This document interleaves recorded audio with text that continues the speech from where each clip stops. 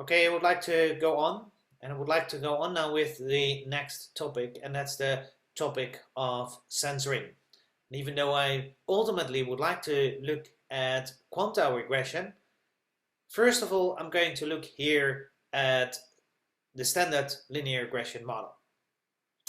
And the question, of course, arises how important actually censoring, even in the case that we are in the linear regression model. And for that, what I will do is that I will start with a particular example, and that is the example of auctions. At the moment that something is auctioned, for example, here in the Netherlands, it is very common to auction flowers, then we should realize that, well, there's often then a so-called minimum price. That means that if no one wants to buy it for at least the minimum price, the product that is sold, suppose that nobody wants to buy it for the, say, minimum price, sometimes called the reservation price, then what is typically going to happen is that the object is going to be destroyed. For example, in Aalsmeer, then at the moment that flowers are not going to be sold for at least the minimum price, the reservation price, well, then the flowers they are going to be destroyed. Typically, they are given for free to farmers that can give them then to their pigs. So that is a possibility, and the question, of course, arises: why would people do that? Why would people say destroy the products at the moment that it's say sold for, or potentially sold for, a price less than the minimum price? Well, the reason for that is that that has something to do with commitment. That's more game theory than econometrics, but it might be possible that at the moment that you have a reservation price, then the, say, expected revenues that you're going to get from the product might be higher than in the case that you do not have the reservation price.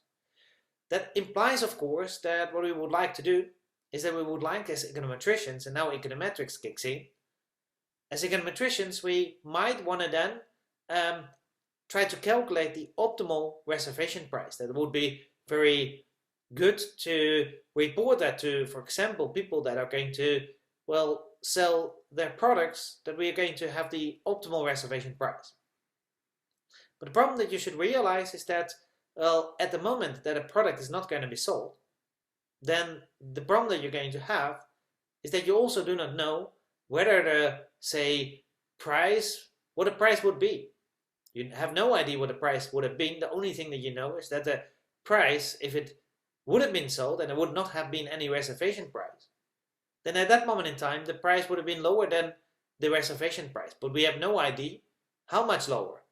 Say, for example, suppose that the reservation price would have been equal to 100 euros, for example. Then at the moment that a particular product is not going to be sold, then that means, of course, that we do know that the price, if it would have been sold, if there wouldn't have been any reservation price, it would have been lower than 100 euros, but we have no idea how much lower. So therefore, what we want to do is that we want to build a model that takes that into account.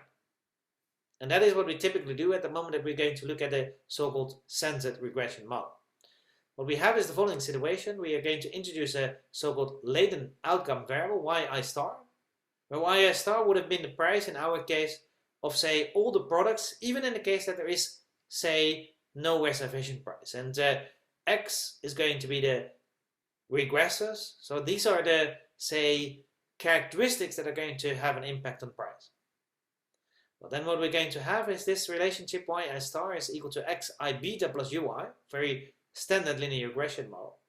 However, what is special about this model is that we are going to assume that this latent outcome variable, it's not observed.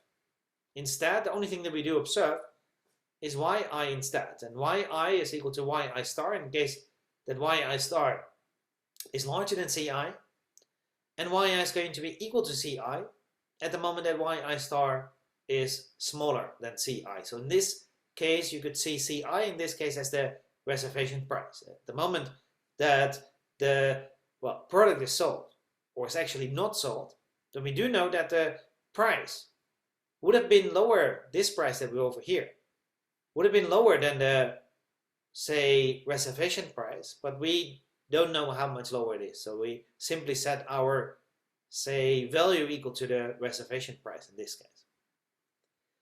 Well, we should realize that we can write our model in this way, but we can also write it another way. That is this way that we have over here.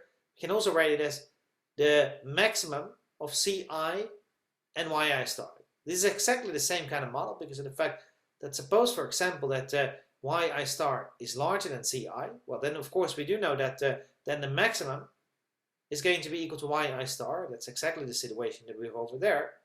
And suppose that Yi star is smaller or equal to Ci. Well, then we should realize, of course, that the maximum Ci and Yi star is going to be exactly equal to Ci. So therefore, we also there in that case that we have over here. So this model over here is exactly identical to that model that we have over there. And we will later on see that there are reasons to write in this form that we have over here.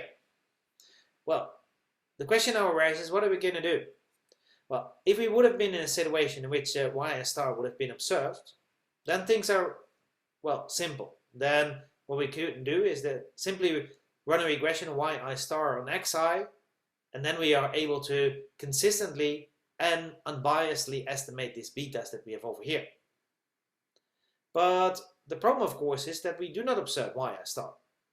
So therefore, the most we can actually do is run a standard ordinary squares regression of yi instead on this xi over there. But that's of course not a model that we would want to look at, and therefore it's maybe not that surprising that the beta coefficient that we then are going to get they are going to be both biased and inconsistent. Now I can look at a lot of mathematics in order to explain that, but I'm not going to do that over here. The main reason is because of the fact that this is actually not the thing that I want to look at. I want to look at, in the end, at quantum regression analysis. So therefore I'm going to do it, in this case, maybe a little bit sloppily by simply looking at a picture. Here on the x-axis we have the different values of x, and on the y-axis we have the different values of y. And what we are going to do first is that we're going to assume that yi star is observed. So that means that we have a lot of observations which are combinations of x and the yi star that we had in our model. So every dot that we have over here is of course one particular realization of yi star and the x that we have over here.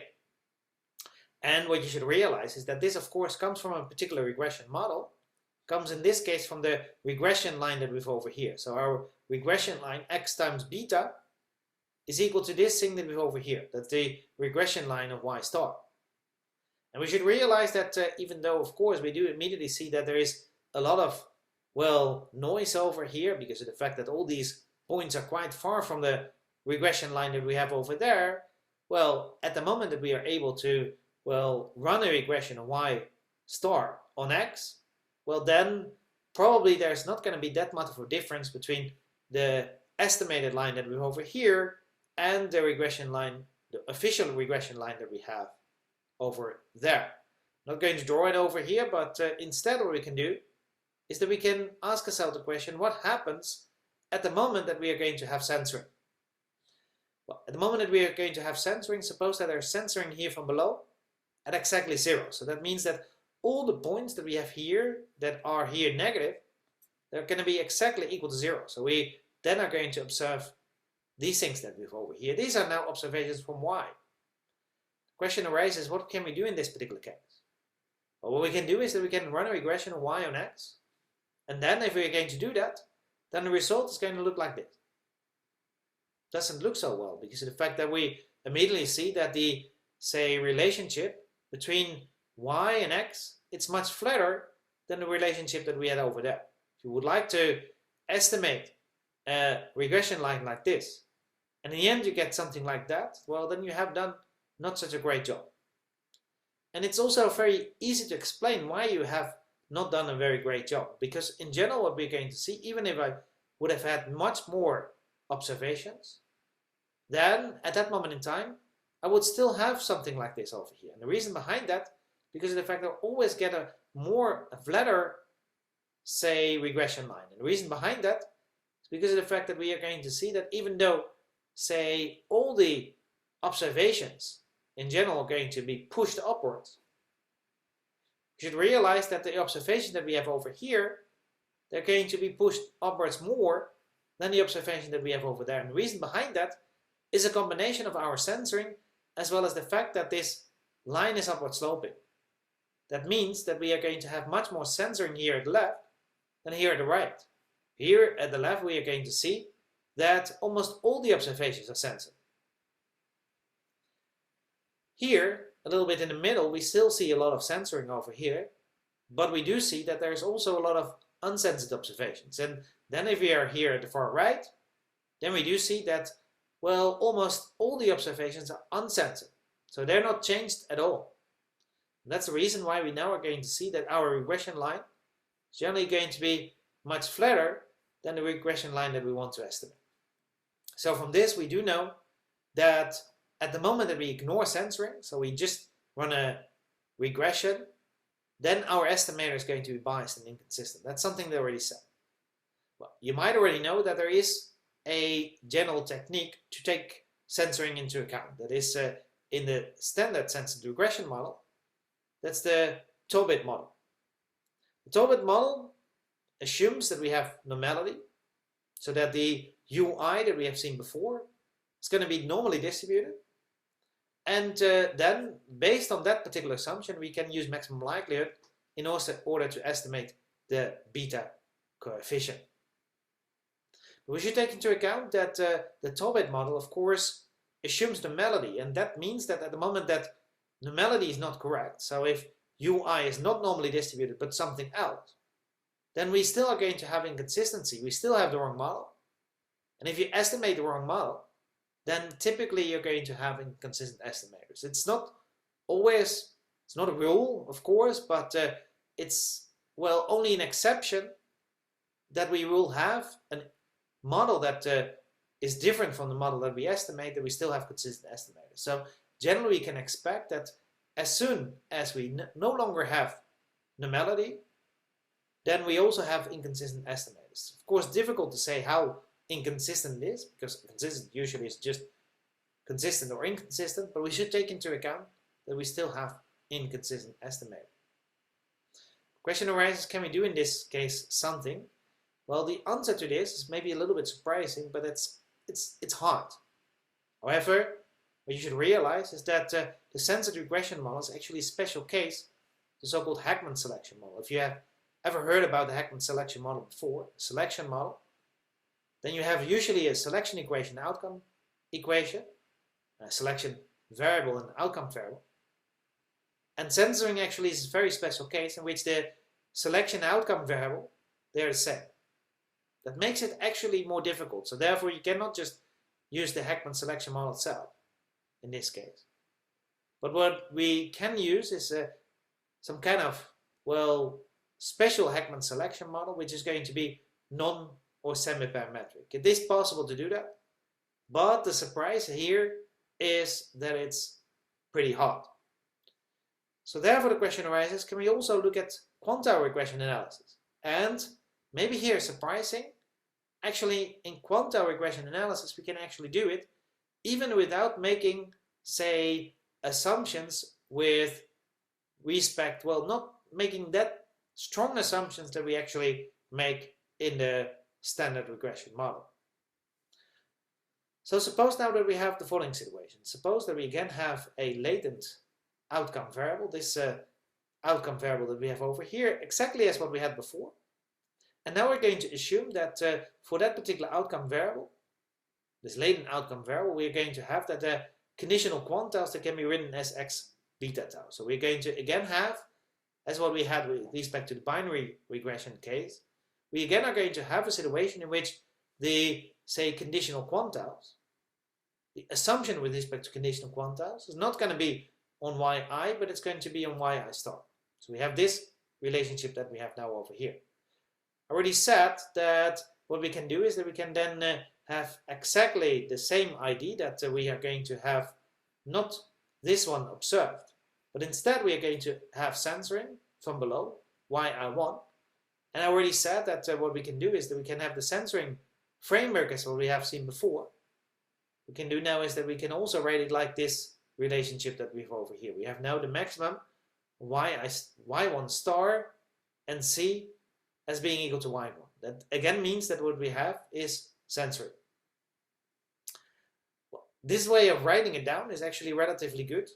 And the reason behind that is because of the fact that then we can actually write this right-hand side over here as a function. We can write it as the function gy, which is the maximum y and c. We should realize that this function gy is a so-called monotonic transformation. Again, that's not that difficult to see, because at the moment that we're going to draw it, we have here on the x-axis we have the different values of y, and on the y-axis we have our function.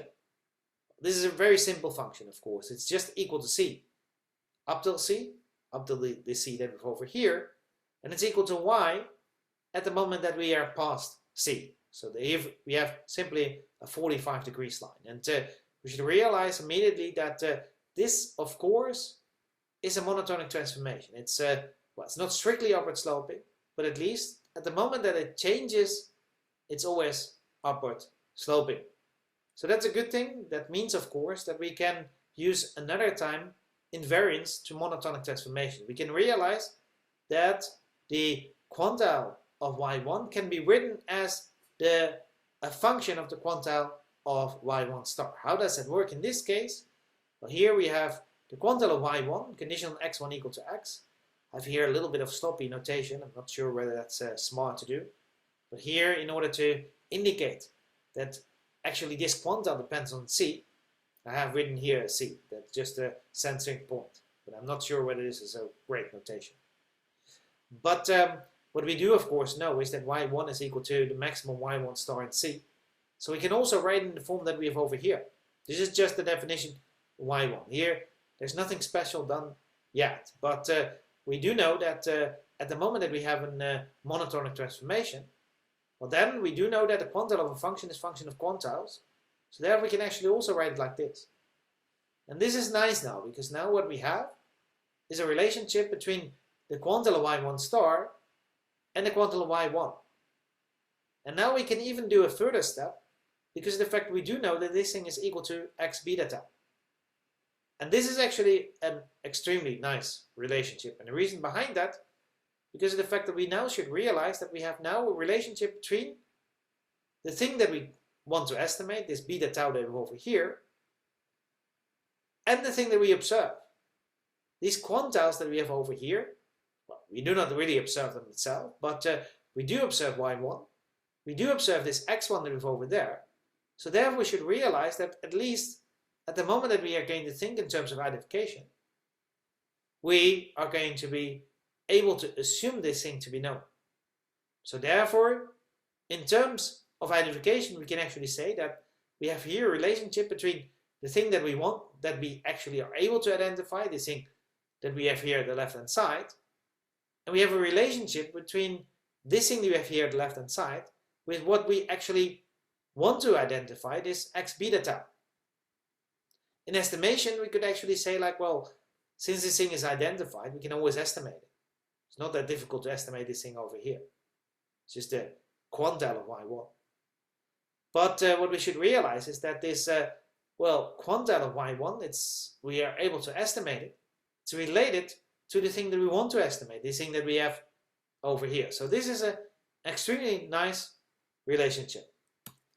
Well, before I'm going to show you how we can actually use that, let's again look at a graphical representation. Here, another time we have on the x-axis, we have the different values of y, and on the y-axis we now have the, say, either the distribution function of y1 or that of y1 star. And again, what we're going to do is that we're going to first draw a distribution of y1 star conditional on x1, and suppose x1 in this case is simply equal to this x that we have over here. Let's assume that it looks like this form that we have over here. Well, then the first thing we can do is that we can, well, first thing we can do is simply again look at the things that we already know. Look what actually the quantiles are of this particular distribution function. First, let's look at the median. Then we start here at 0.5. We then go all the way over here and land up over here in order to find that the median of y1 star is equal to this thing that we have over here. I'll take into account that we can do exactly the same thing at the moment that we're going to look at the third quartile, then we have to start here at 0.75. Then we can go all the way over here in order to find that our third quartile is equal to this thing over here. Not anything special, but now what we can do is we can now look at the relationship between, say, well, actually I even do it here for the first quartile. So for the first quartile, we can actually start here at 0.25. We're going to go all the way over here in order to find that this is now our first quartile. Well, then what we can do next is that we can now look at the relationship between, say, y1 star and y1, or at least the relationship between the distribution function of y1 star and y1. Well, that's this relationship that we have over here. First question, of course, arises: what is the distribution function of y1 at the moment that we are below c? Well, we should realize that given the fact that y1 is censored at c, we will never be able to observe anything with respect to y1 that is smaller than c. So that means by definition that the distribution function of y1 up till c must be equal to 0, because it's impossible to find any observation that is smaller than c. So therefore, up till here, we are going to have that this distribution function y1 must be equal to 0. But then the question arises, what happens at c itself? Of course, the probability that y1 is smaller or equal to c is equal to the probability that y1 is exactly equal to c. And the question, of course, arises, when is y1 exactly equal to c? Well, that's of course in the case that y1 star is smaller or equal to c. And that of course implies that the probability y1 is equal to c is equal to the probability that y1 star is smaller or equal to c. Take into account that the probability that y1 is equal to c is a distribution function of y1 evaluated in c, and the probability that y1 star is smaller or equal to c is of course also the distribution function evaluated in c of y1 star. So that means that we now have found out that at c, the distribution function of y1 star and y1, they have to be equal to each other, which means that we're going to have here a jump upwards with respect to the distribution function of y1 towards this point that we have over here. And then the next thing that we can do is that we can then actually ask ourselves the question, what is going to happen then next from the right of c, from the right of the censoring point, with respect to the distribution function? Well, then we should realize that the two distribution functions are exactly identical to each other. And that's not that difficult to understand. Let's take a particular point. Let's look here at this point with respect to y that we have over here of the distribution function that we have over there. Well, then the question of course arises, how are these distribution functions, or how are y1 and y1 star related to each other?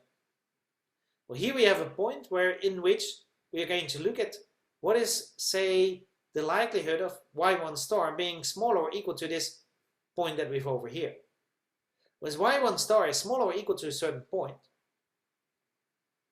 then actually two things can happen, of course. Either y1 star is smaller than c, well then y1 is exactly equal to c, that's of course smaller than this point that we have over here. Or y1 star is in between this and that point that we have over there, but then of course also y1 is smaller than that point that we have over there. So therefore, we should realize that essentially the likelihood that y1 star is smaller than this point is exactly equal to the likelihood that y1 is smaller than this point. So therefore the distribution functions should be identical to each other right from our censoring point that we have over there. What does it say about the quantiles? Well, let's first look at the median. We're going to look at the median, then we are going to see that actually the quantile, or actually the median of y1, it's identical to the median of y1 star that we have just looked at. And the reason behind that is because of the fact that the distribution functions are identical here, so are their inverses.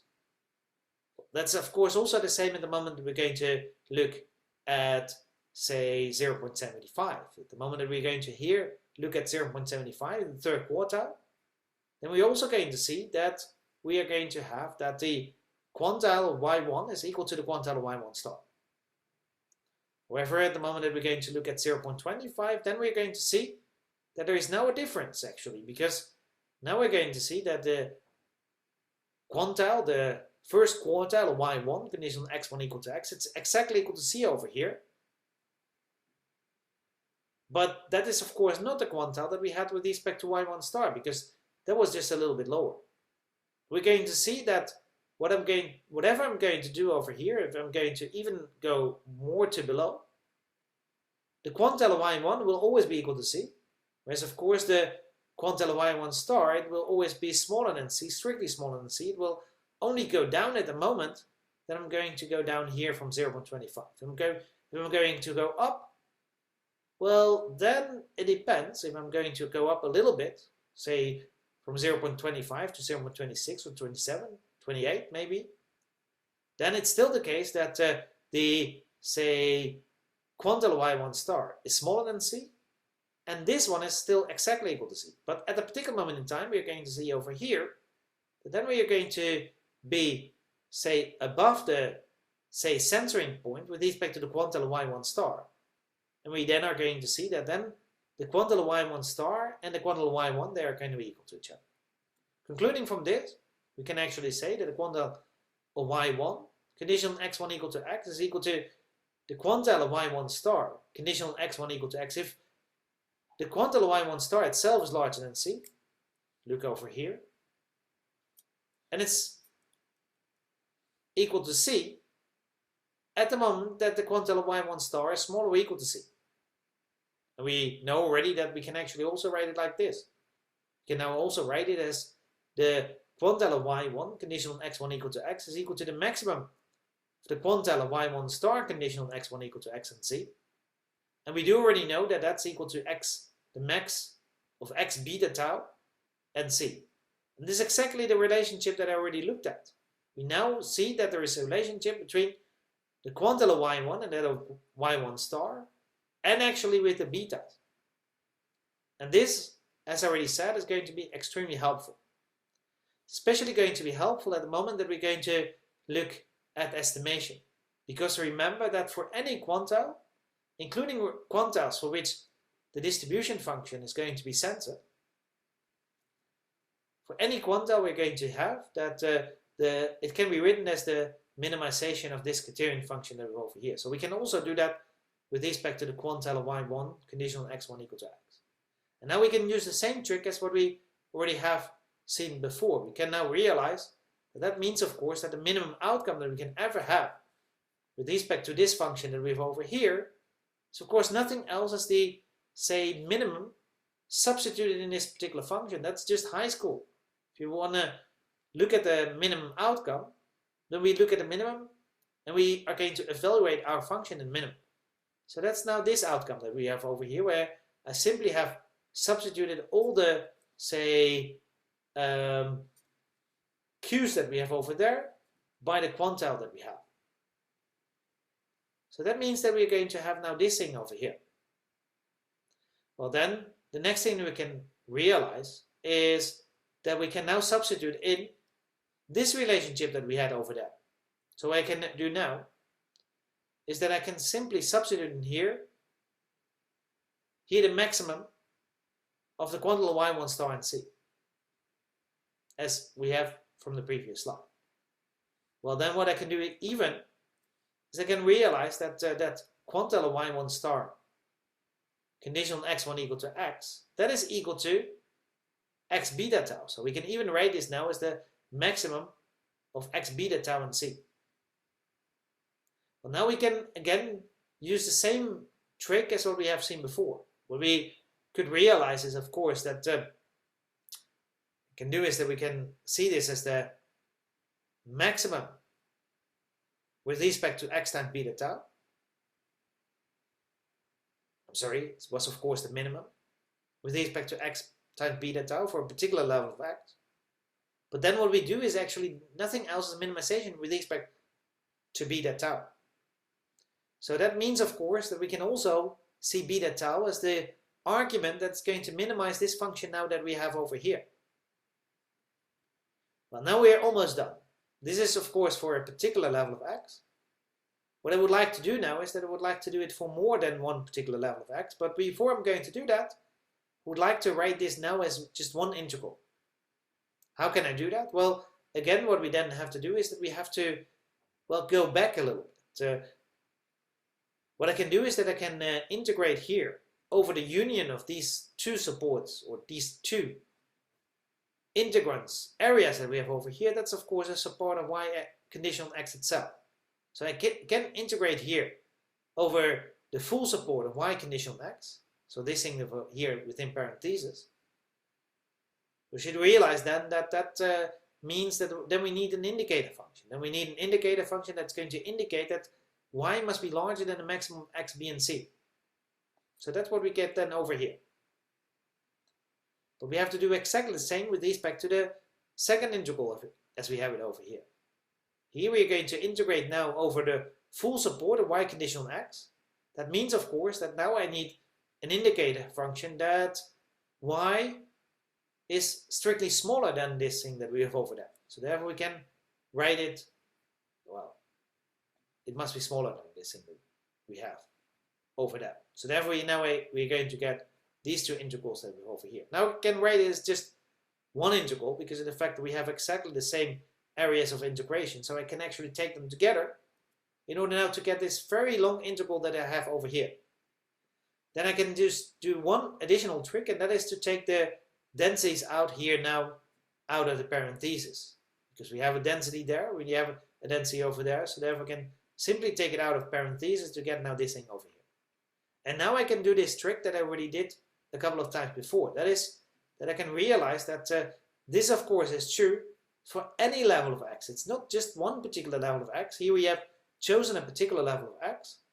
It's actually for any level of x. So that means that we can also realize that since this must be always positive, that if at the moment I'm going to take the sum over different x's, then it actually should also hold, in fact, for that sum itself, for a criterion function of the sum, because of the fact that all these elements must be the minimum with respect to this function that we have over here. So therefore we can even look at an integral. We can even use the integral, the whole integral over all the potential x's that we have, and multiply that again with this density function that we have over here. Then this thing over here is also going to be true. And then of course we should realize that once again that here we have a conditional density function. We multiply it by the marginal. Well, we do know conditional multiplied by the marginal, that's the joint density. So therefore we can even write it like this. And this again is going to be a population mean. It's the integral over the full support of x and y with respect to its density function. So that is a population mean. So here we can actually write it as population mean. We can simply write it as the mean of this function that we have over here, and then replace y, little y by y1 and little x by x1. So then we get now this relationship that we now have over here. And that gives us a theoretical relationship between beta tau and how to calculate it with respect to this function that we have over here. Again, this is only a theoretical value, but if we would have known this function that we have over here, say for any value of b that we have over there, then again we are able to calculate it here by simply minimizing this criterion function that we have over here. But again, we can't do that because of the fact that we do not know this function. We only know this function if we know the joint density of y1 and x1. And generally as econometricians we have no idea how that actually looks like, because that's the distribution of the data. And as econometricians we usually do not assume that we do know the distribution of our data. But again, we can use exactly the same trick as what we did so many times before. This is a population mean, so we can estimate this thing over here by its corresponding sample mean. So again, as usual, no expectation but summation. We're going to sum over all the observations that we have over here, and we divide by n in order to get now this thing that we have over here. This thing that we have over here is the corresponding sample mean, and from the law of large numbers we do know that this thing that we have over here is going to converge to the thing that we have at the previous slide for any level of b. That means again that this function that we have over here, of course, is going to be quite different from that function that we have over there for any, say, finite level of n. But what we do know is that if n goes to infinity, then this function is going to be exactly equal to the function that we had the previous slide. So therefore it actually also has to have the same minimum. So therefore we do know that this beta hat tau generally is going to be different from the beta tau that we had the previous slide. But if n goes to infinity, of course, the beta hat tau should converge in probability to the beta tau that we had at the previous slide. So again, we are going to see that we do have, based on this, a consistent estimator. This estimator actually has a name. It's called the Powell estimator, and that's from a Journal of Econometrics article from 1985. It's quite a nice estimator because of the fact that you should realize that actually what James Powell did in this Journal of Econometrics article is doing nothing else as using, in fact, the definition of the model and to use this invariance with respect to monotonic transformation. Apart from that, yeah, some other things as the law of large numbers, but essentially apart from that, Powell didn't do anything more than that. So that is really nice to see that very basic things that we have with respect to quantile estimation, but also with respect to very basic statistics can give you such a nice estimator of a relatively complex model, because take into account that this model is complex. It doesn't make that many assumptions, only say the quantile assumption, but no say very difficult or extremely restrictive assumptions like the Tobit model. And we are able to get consistent estimators. This is really nice. But we should take into account that this estimator is extremely difficult to implement. That is to say that if we are able to find this beta hat tau, then there's nothing wrong with it. Can actually, well, even show more with respect to beta hat tau, apart from consistency, can also look at normality.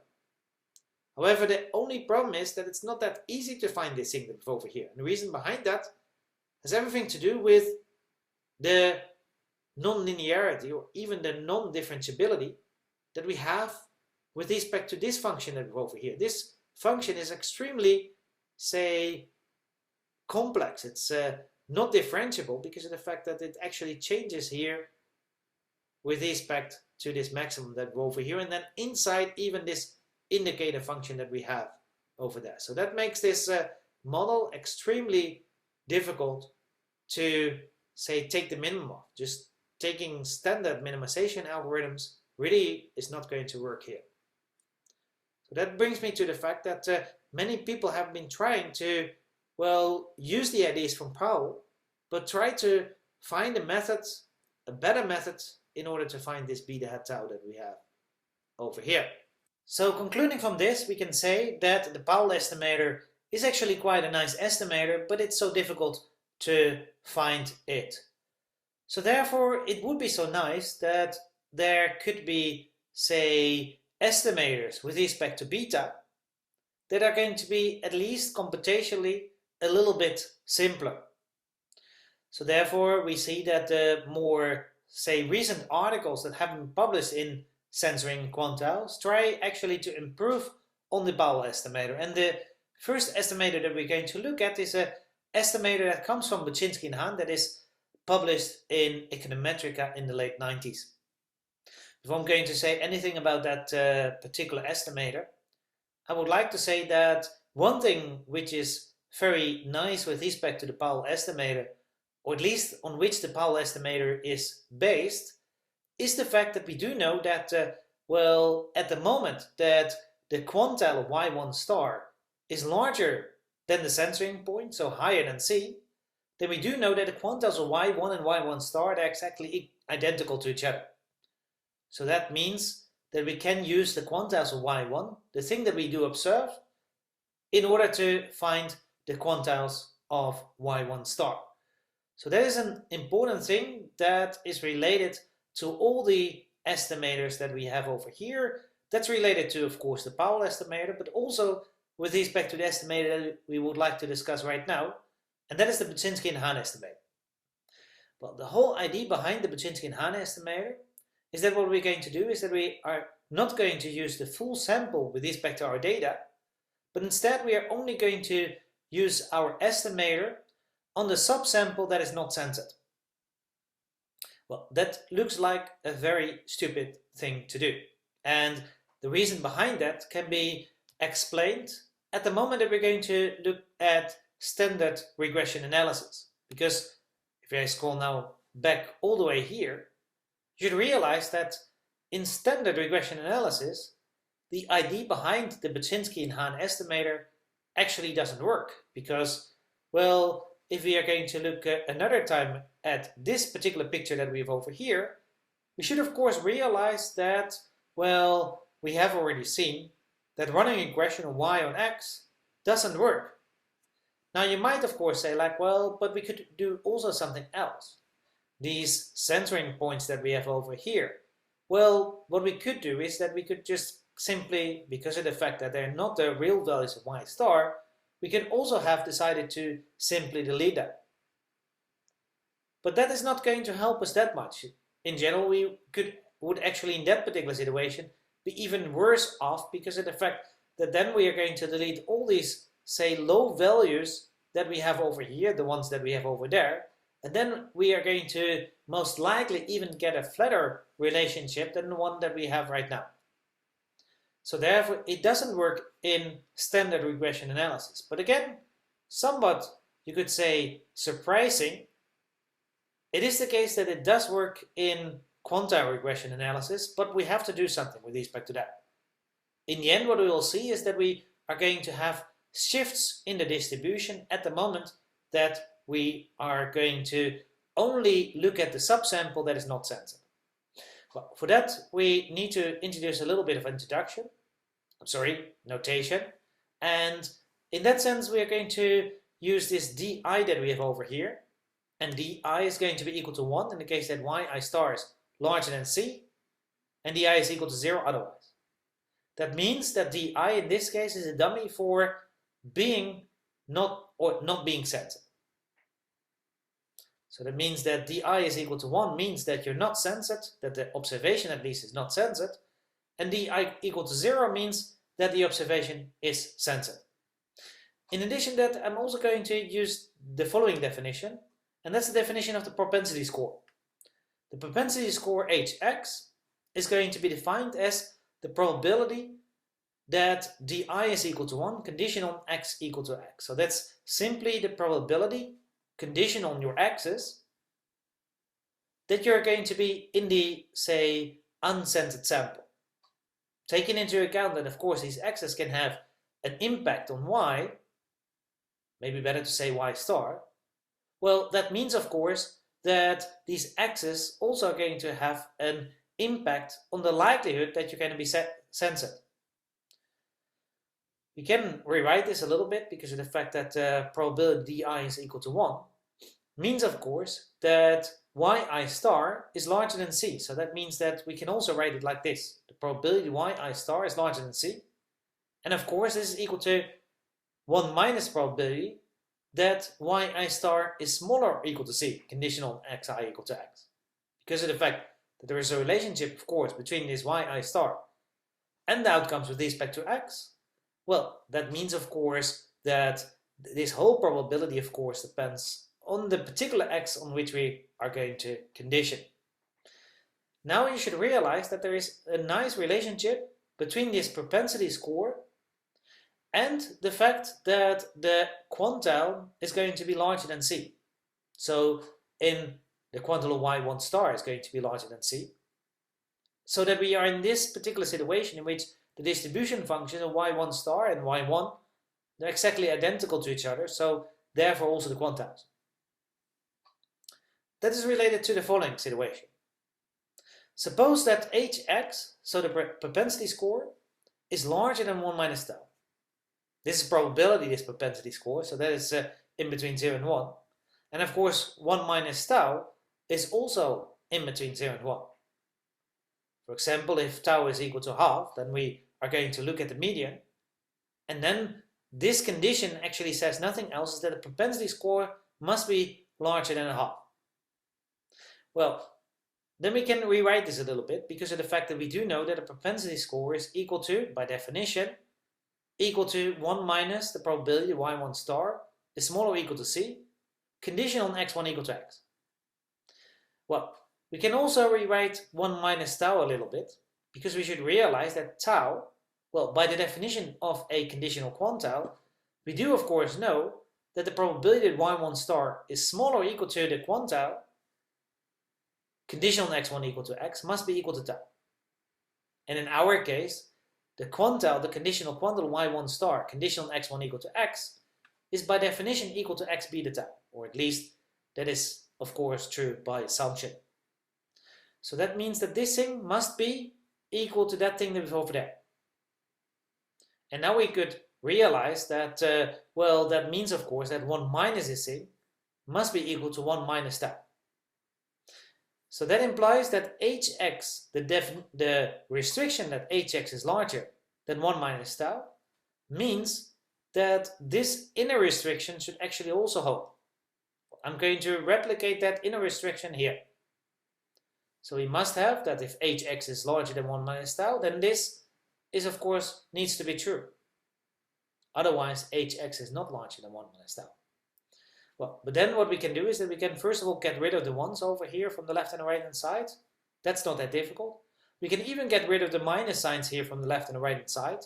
But then what I need to do is that I of course have to, well, multiply this by minus 1, and then I have to switch this larger than sign into a smaller than sign. So then we are going to get this relationship that we've over here. Now we should realize that this is actually nothing else as the conditional distribution function of y1 star, conditional on x1 equal to x, evaluated in C. This is the same distribution function of y1 star, conditional on x1 equal to x, but now evaluated in x beta tau. So therefore we can also write it like this. And now you should realize that because of the fact that these are the same distribution functions, and in addition to that we do know that distribution functions, or at least this distribution function, is strictly upward sloping, the distribution function of y1 star, because y1 star is assumed to be continuously distributed, unlike of course y1, which is centered. So that means that we do know that since this is an upward sloping function, this one of course as well, that in order for this distribution function evaluated in C to be smaller than this distribution function evaluated in x beta tau, then it must be the case that C is smaller than x beta tau. Well, that means of course also that x beta tau must be larger than C. And what we have here at the left hand side is of course nothing else as the quantile of y1 star conditional on x1 equal to x. So that means that we now are going to get this relationship that we have over here. Well, that means of course that this relationship that we have over here is actually saying nothing else is that we have a situation in which the conditional quantile of y1 star is larger than the censoring point. And we do already know from the previous slide that that actually has a very nice implication. That means of course that right from the censoring point we are going to have that the distribution functions are equal, so also are the quantiles. So that means that in this particular case we can be for sure that this quantile of y1 star is exactly equal to the quantile of y1 itself. So this is quite nice. So that means that as long as I know that my propensity score hx is larger than 1 minus tau, then I do know that this is also true, and I do know that then we can even write this thing over here as the quantile of y1. We're going to use that for the calculations that we are going to have on this slide. Let's look at the probability that y1 is smaller or equal to x beta tau, conditional first of all on x1 equal to x. If we would have stopped here, of course, then we would have known that this probability by definition of course is equal to tau, but we're going to condition on other things as well. We're also going to condition on d1 equal to 1. Well, what was d1? That was whether we are going to be in the uncensored sample. So this is an uncensored observation because otherwise d1 is equal to 0. And we're even going to assume that hx1, so the propensity score, is larger than 1 minus tau. So we are here going to look at a subsample of observations which not only x1 is equal to x, but we even see that this observation must be, by definition, it must be uncensored, and also the propensity score must be in such a way that hx1 is larger than 1 minus tau. Take into account, by the way, that this x1 that we have over here is of course equal to that x1 that we have over there. That one is equal to little x, so also this one must be equal to little x. So there we can simply write it like this. That means that this is actually something which is completely deterministic. This is actually either true or untrue. So in the end, we can actually get rid of this thing over here. But before I'm going to do that, let me first look a little bit more at this one that we have over here. We know that d equal to 1 means actually nothing else as, well, the first thing that I actually do is that I realize that hx larger than 1 minus tau means x beta tau larger than c. That's a thing that we have already seen before. Again, this is actually completely deterministic. So we can in the end get rid of it, but it's going to be important for later on, because that means, of course, that we can only look at those observations here. This thing over here is only well defined at the moment that we are going to look at the subsample, which we do actually know that x beta tau is larger than c. Well, then we can look a little bit more into this thing that we have over here. d1 is equal to 1. We do already know that that actually means that y1 star must be larger than c. So then what we can do now is that we can first of all drop this part that we have over here, but take into account that we can still only look at those observations for which x beta tau, of course, is larger than c, for which this condition is actually true. But for the conditioning, it's not necessary to do that anymore, because of the fact that, well, this y1 star, the probability y1 star, is not affected by something which is completely deterministic. That can never be the case. So therefore we can actually drop it over here. But still we have to take into account that x beta tau must be larger than c. Well, now we can rewrite this a little bit. First thing that I can do is that I can realize that this is equal to 1 minus the probability y1 star is larger than x beta tau. And then I can rewrite this a bit. What I can do is that I can now realize that this now is going to be equal to the probability y1 star is larger than x beta tau, conditional on x1 equal to x, divided by the probability y1 star is larger than c, conditional on x1 equal to x. The question of course arises, why don't I at the same time have to have also this probability in the numerator that we have over here? And the answer to that is that we already know that actually x beta tau is larger than c. So therefore, if y1 star is already larger than x beta tau, well, then it's actually also larger than c. So therefore, we don't have to take that into account in our probability. Of course, I could have written it as the joint probability y1 star is larger than x beta tau, as well as that y1 star must be larger than c. Well, generally that would have an impact, of course, but here it doesn't, for the simple reason that we already know that x beta tau is larger than c. So therefore this actually doesn't give us that much information anymore. So therefore we're going to have now this thing over here.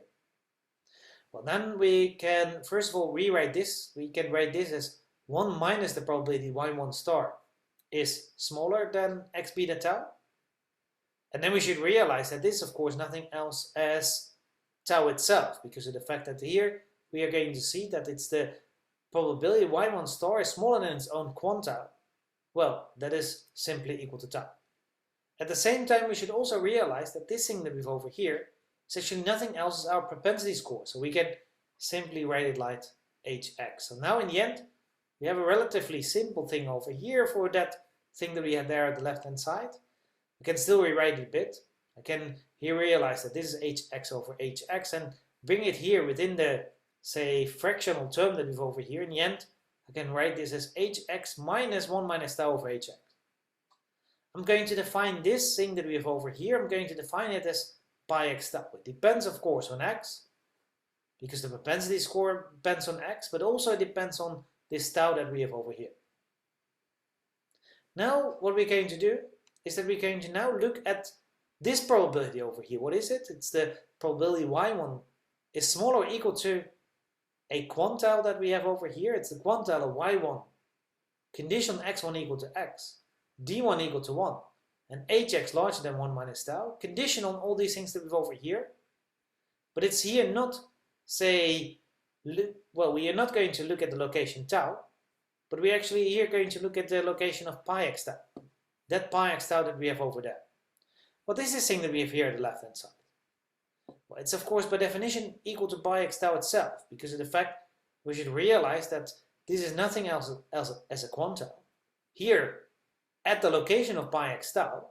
So therefore the probability y1 is smaller or equal to its own quantile must be equal to this pi x tau itself.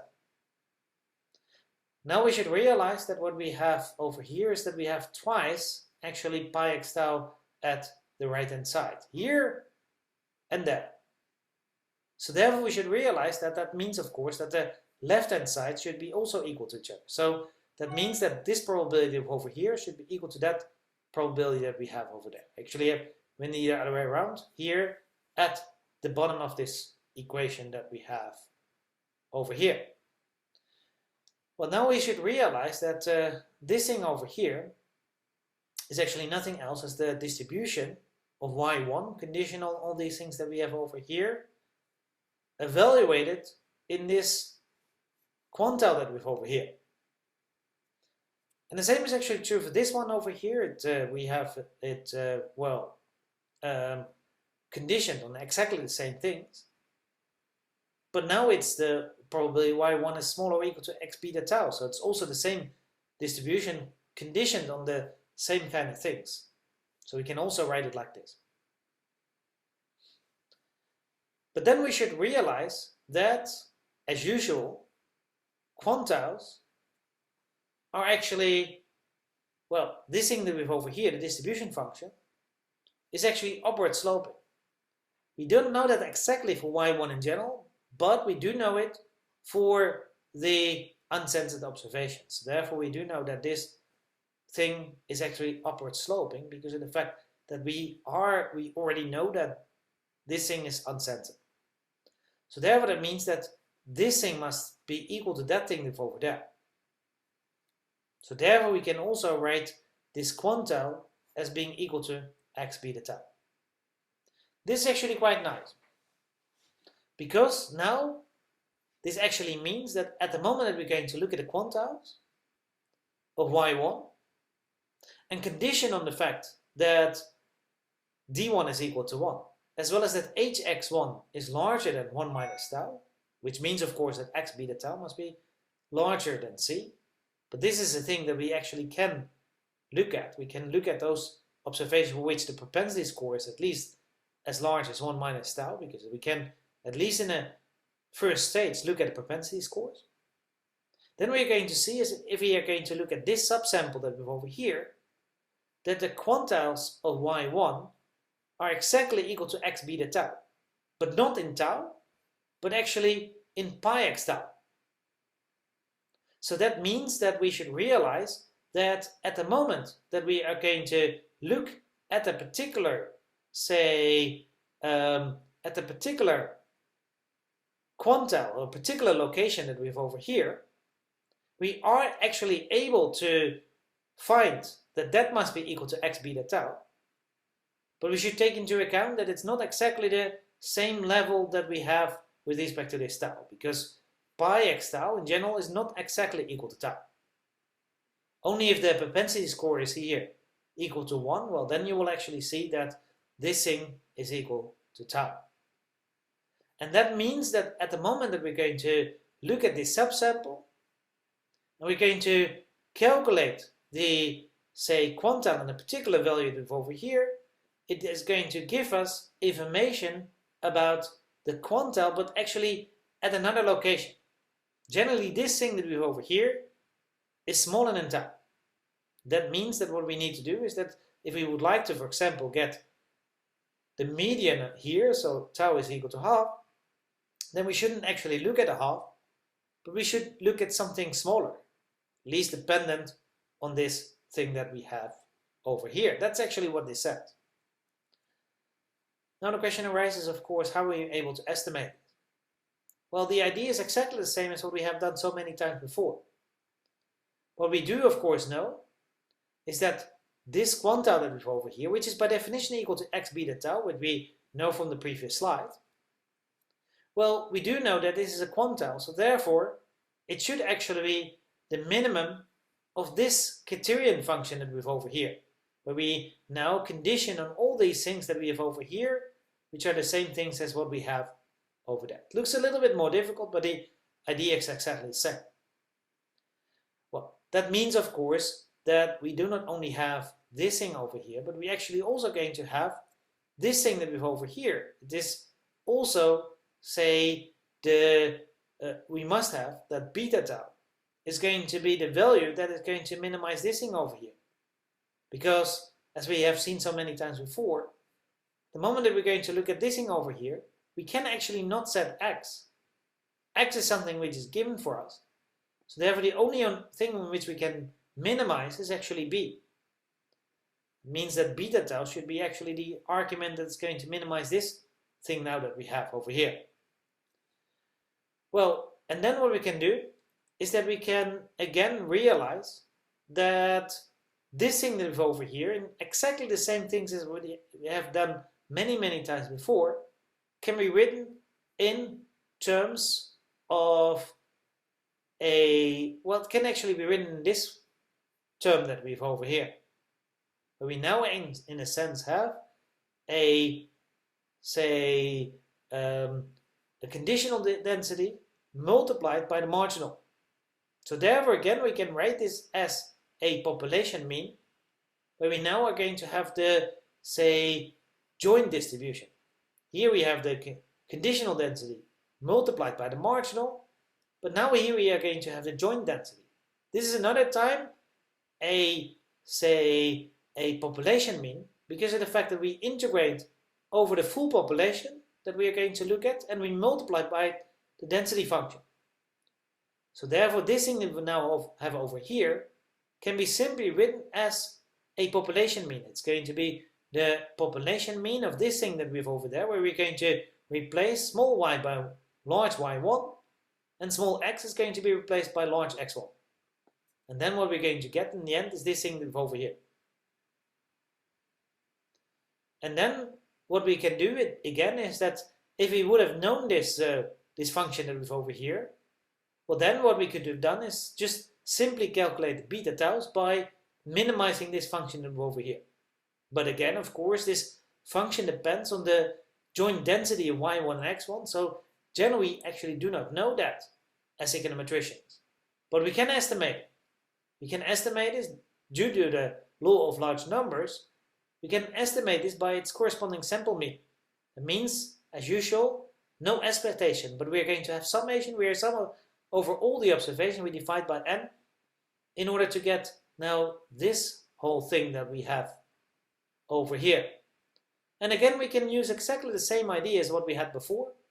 We are able to realize that this thing that we have over here should converge to the thing that we had in the previous slide for any level of b. And that means, of course, that even though the function that we have over here with respect to b is generally going to be different from the function that we had at the previous slide, for any level of n, we do know that if n goes to infinity, well, then this function that we have over here is going to be exactly the same as the function that we had at the previous slide. And that means, of course, that the minima should also be the same. And that means, of course, that if n goes to infinity, the minimum of this function that we have over here is going to be exactly the same as the minimum of the function that we had at the previous slide. And we know that that's actually beta tau. Therefore, if we're going to define beta hat tau as being the minimum of this thing over here, then this thing is going to be a consistent estimate. Well, there's still one thing that we have to take into account, and that are the pi's that we have over here. Of course, these pi's are unknown. Reason behind that is because of the fact that if we scroll back, you realize that pi is by definition equal to the propensity score minus 1 minus tau over hx. Of course, we do know what tau is because that's the thing that we choose ourselves, but we have no idea about the propensity score. But what we can do is that we can estimate the propensity scores. We can estimate the propensity scores by using a probit on the, on a dummy, this di dummy that we have over here. So on the dummy that a particular individual is going to be uncensored. And then on all the axes that we have. And then what we can do is that we can predict these things that we have over here in order to be able to estimate these pi hats that we have over there.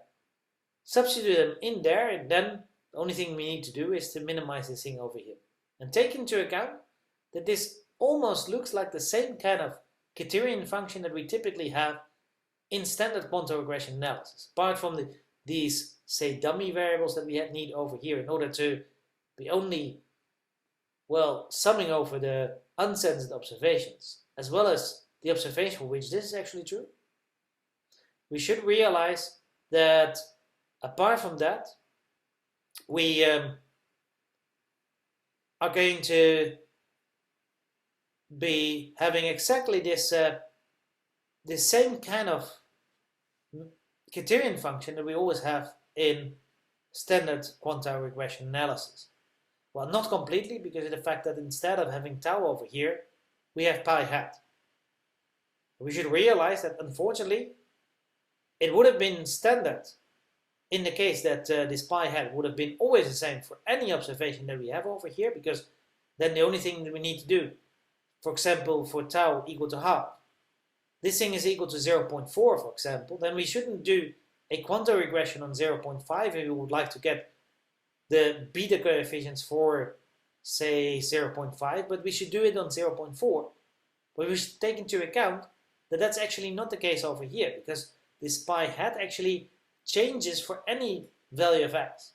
And that makes this minimization problem that we have over here still a little bit non-standard. So that means that, for example, we cannot directly estimate this instead. But it's at least a lot simpler than what we had with respect to the Powell estimator. I would like to now go on with the final method that has been developed in censoring quantiles, and that is based on an article written by Victor Zenazugov and Han Hong, and that was published in 2002 in a journal of the American Statistical Association. A little bit more about these authors, well, more in particular Zenazugov, Victor Zenazugov. Well, he has been, I would say, the most successful econometrician over the past 10 to 15 years. He has done quite a lot of different work. He has been working, of course, in quantum regression analysis, but he has also been working in, well, distribution regression, as well as in using big data in econometrics. Well, he has published this together with another very famous econometrician, and this is probably one of his very first publications in 2002. And more in particular, this publication is actually quite nice because of the fact that what they do is that they develop a method which is, even in contrast to the method that we had at the previous slides, it is essentially quite easy to, well, program it. That is to say that you even don't need any, say, pre-programs in order to be able to program this thing that we have over here, because of the fact that the only thing that you need, either in state or in R or anything else, you need only to be able to estimate a probit model as well as a standard quantum regression model. Well, let's look a little bit more into this method that we have over here. Well, the first thing that we should realize, and that is something that we have already seen a couple of times before, is that at the moment that the quantile of y1 star conditional on x1 equal to x, which is by definition equal to x beta tau, well, when that quantile is larger than c, then we do know that, well, then the distribution of y1 and y1 star, they are equal to each other in the quantile. So that means that the probability y1 is smaller or equal to x1 beta tau, conditional on x1 equal to x, is equal to the probability that y1 star smaller or equal to x1 beta tau, conditional on x1 equal to x. These two things are equal to each other. That's what we have already seen in our pictures. And this thing that we have over here is by definition equal to tau. And that gives us a very nice relationship because of the fact that this is not only true with respect to the distribution, but it's of course also true with respect to the quantiles. At the moment that we're going to assume again that x beta tau is larger than c, so we have an x here for which we do know that x beta tau is larger than c, That's of course not always true, but at least for some x's we can expect that x beta tau is larger than c. Then the quantile of y1 conditional on x1 equal to x, which is by definition of course equal to the inverse distribution function of y1 conditional on x1, evaluated of course in tau, but because of the fact that the distributions are here exactly identical, we should realize that this is then of course also the inverse distribution function of y1 star, so we can even write it like this. And then we should realize that this is actually nothing else is the quantile of y1 star conditional on x1 equal to x, this thing that we have over here, and that is by definition equal to x beta tau. And this is actually a very nice relationship. It's maybe not that surprising because of the fact that we already know that at the moment that x beta tau is larger than c. Given the fact that generally the quantile of y1 conditional x beta 1 equal to x, what was that? That was the maximum x beta tau and c. But we already know that if x beta tau is larger than c, then we have this relationship that we have over here. However, take into account that this by itself is an extremely nice relationship. It gives us a relationship between what we are able to identify, so at least it's something that we are able to estimate as for us as econometricians based on the data that we have. It's going to relate it to the thing that we want to identify, the thing that we want to estimate, this beta tau that we have over here. But take into account that the relationship here, in comparison to what we had before, where we had the max of x beta tau and c, that on this subsample for which we do know that x beta tau is already larger than c, we simply have a standard relationship that we have in quantum regression analysis. This is a standard relationship of quantum regression analysis, but take into account that this is different from what we had at the start, because of the fact that at the start we have been assuming that y1 star conditional on x1 equal to x, the quantile of that is equal to x beta tau, but now we actually have it for y1. And that implies that we could, based on this, conclude that if we are able to create a subset in which we are only going to include those x's for which we already know that x beta tau is larger than c, take into account that that is not selective, then at that moment in time we can simply run a regression, a standard quantile regression of y on our axis in order to get beta tau. So that's of course really, really nice. However, we immediately see that there is a slight problem over here. And that is that we run here into a circle. Of course, what we want to estimate is beta tau. But in order to be able to estimate beta tau, we should realize that then we need in fact to know which observations have a situation in which x beta tau is larger than c. Well, you might say that in order to know whether x beta tau is larger than c, we actually need beta tau, because then we have to multiply x with beta tau in order to know whether x beta tau really is larger than c. So therefore we get into a little bit of circles. If we would have known, of course, beta tau, then we can calculate x beta tau, but then in that particular situation, the question even arises why we want to estimate beta tau in the first place, if we already know it. So there we should assume that beta tau is unknown to us, because of the fact that otherwise we don't want to estimate it. But if we want to estimate it, then in order to use this idea over here, well, we need x times beta tau. We need to know whether x beta tau is larger than c. But we will later on see that this problem can actually be solved. It is actually possible to show that we don't actually need x beta tau. We don't need beta tau. Still to know whether x beta tau is larger than c. That sounds a little bit strange, but I'm going to explain that later on. However, before I'm going to do that, let's first of all explain a little bit more about how this method actually works and how we get identification. For that, I have another time here on the x-axis. I have the different levels of y, and on the y-axis we have either the distribution function of y1 star, or we have it of y1. So then what we are going to have is that the blue now is, in this case, equal to the distribution function of y1 star, and the red one that we have over here is the distribution function of y1. the thing that we, of course, do observe. This, well, we don't, of course, observe ourselves this distribution function, but we at least observe this y1. That means that at least for identification, we can assume that this thing that we have over here is known. So then what we can do is that we can, for example, look at the median. Then we start here as usual with respect to 0.5, then we go all the way over here. We go down there over here in order to realize that the quantile of y1, the median of y1 condition on x1 equal to x0, because we now are going to condition x0, is equal to this thing over here. We do know that in this case it's exactly equal to the quantile of y1 star because of the fact that these distribution functions are identical here to each other, and we do know that that's actually equal to beta 0 half plus x0 beta 1 evaluated half. And we also know that this is actually not enough for identification because of the fact that we have here two unknowns, beta 0 and beta 1, and we only have one restriction, this restriction that we have over here.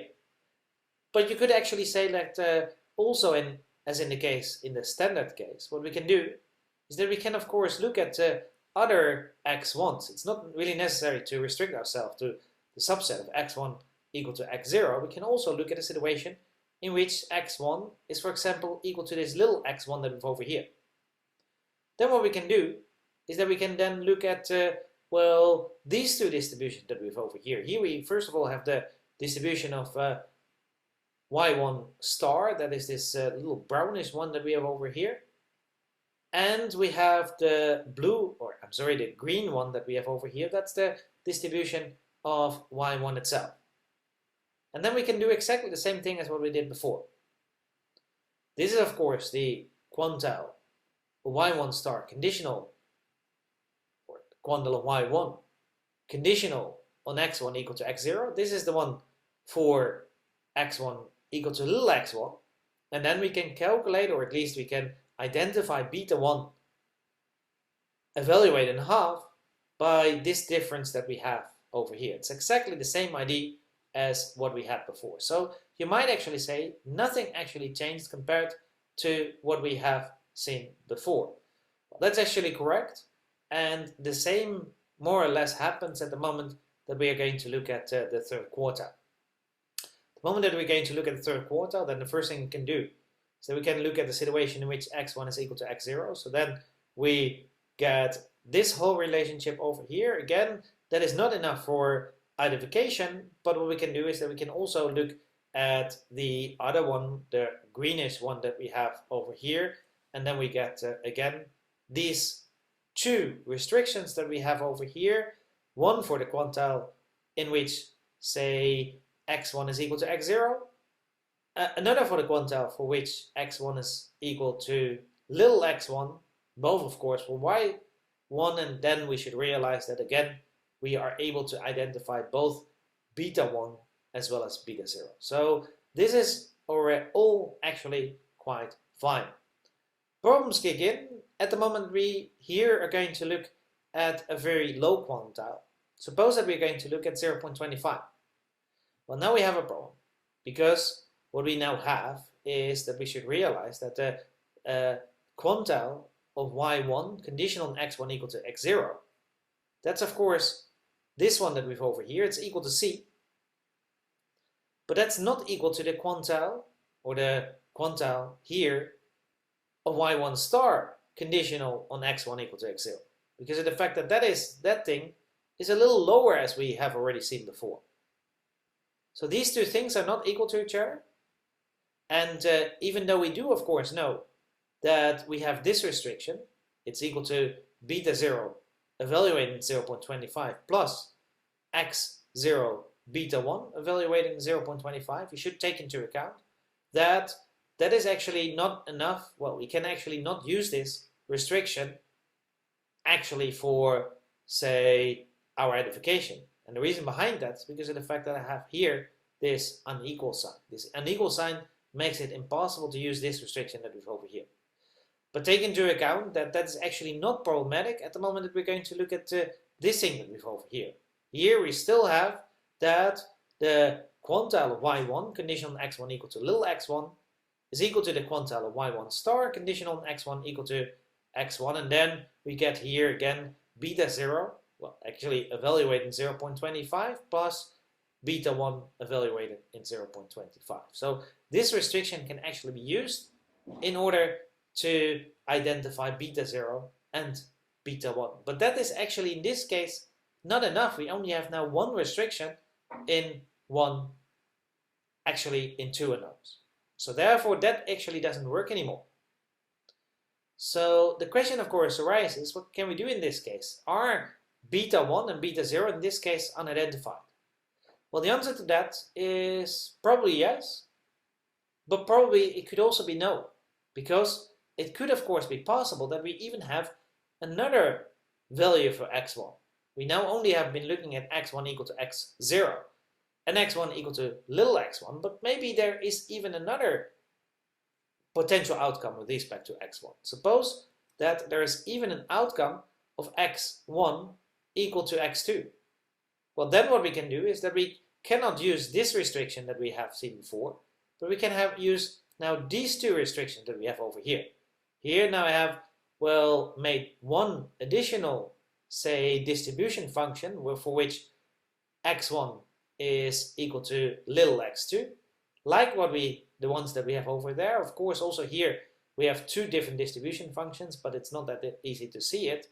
But we have here two distribution functions, one for y1 star as well as one for y1, and that is this distribution function that we have over here. And now what we're going to see is that we can have another restriction over here with respect to our quantile, the quantile now of y1, conditional on x1 now equal to x2, that is here equal to that of y1 star, and that is by definition equal to this thing over here. So now again we have two restrictions in two unknowns. So here beta 0 and beta 1, they are in fact identified. However, this means actually that we are going to have something in addition to the standard case. What we have seen in the standard case, we have seen that, well, then we only need, say, that there is some variation with respect to the axis. In this case, what we need is not just variation with respect to the axis in order to be able to estimate the beta coefficients, but we even need variation in the axis, well, above, say, the centering point. So in this case, if we would have only had, say, two values of x1, only this one and that one that were over there, well then beta 0 and beta 1 would not have been identified. And the reason behind that is that even though there was, say, variation with respect to the axis, it was not enough above the centering point. But now that we have 2 points above the centering point, then even in this case, beta 0 and beta 1 are going to be identified. It's immediately clear, by the way, that the lower we of course go, the less likely it is that we have that variation. Here in the upper part of the distribution, generally you have a lot of variation. Take into account that we could even have used this variation, for example, to estimate the median as well as the third quartile. I could have, for the median, for example, I could have used this restriction, that restriction, and even that restriction. Then I have 3 restrictions in 2 unknowns. I could actually have used that. That gives me additional identifying information. But we should take into account that for the median in this case it is not necessary, but it is necessary for, say, the first quartile, that we have actually in this case 3 points over here, because of the fact that the first point is not going to help us. If I'm going down even more, I'm going to go somewhere over here, well then even this point is of no value anymore.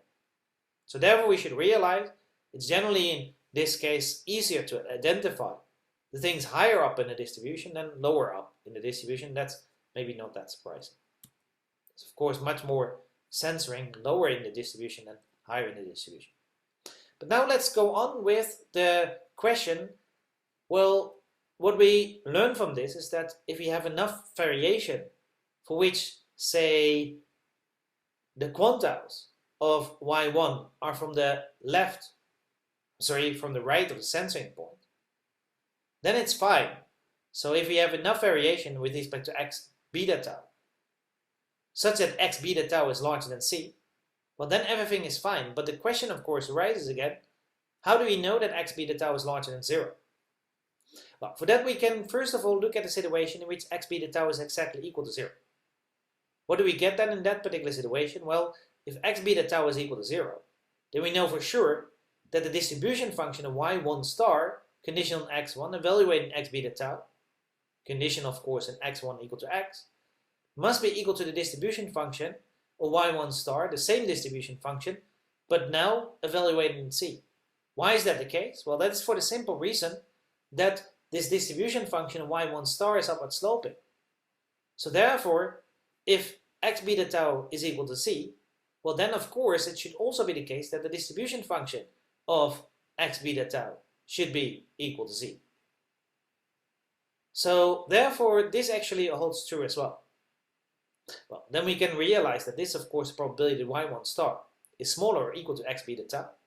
This is the probability that y1 star is smaller or equal to C. So therefore we can even write it like this.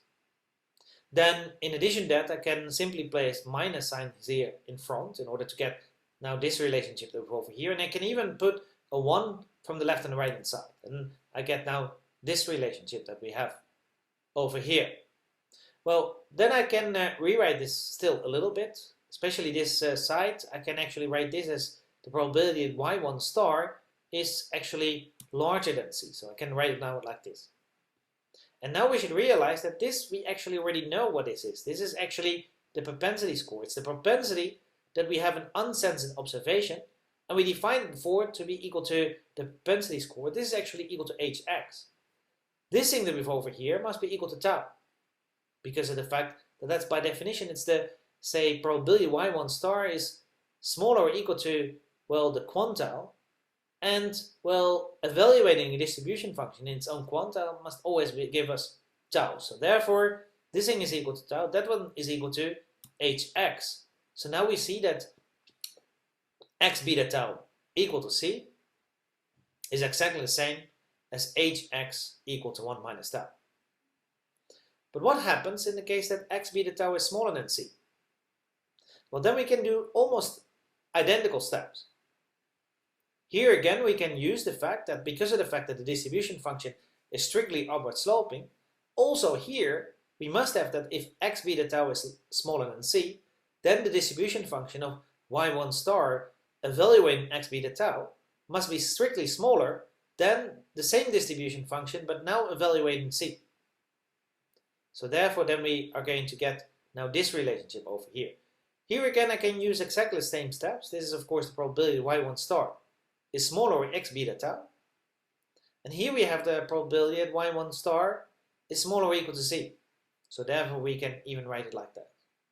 Well, then I can again realize that I can actually put minus signs here in front. Now I have to be a little bit careful because then this minor than sign, it should become a larger than sign. So then I'm going to get this thing over here.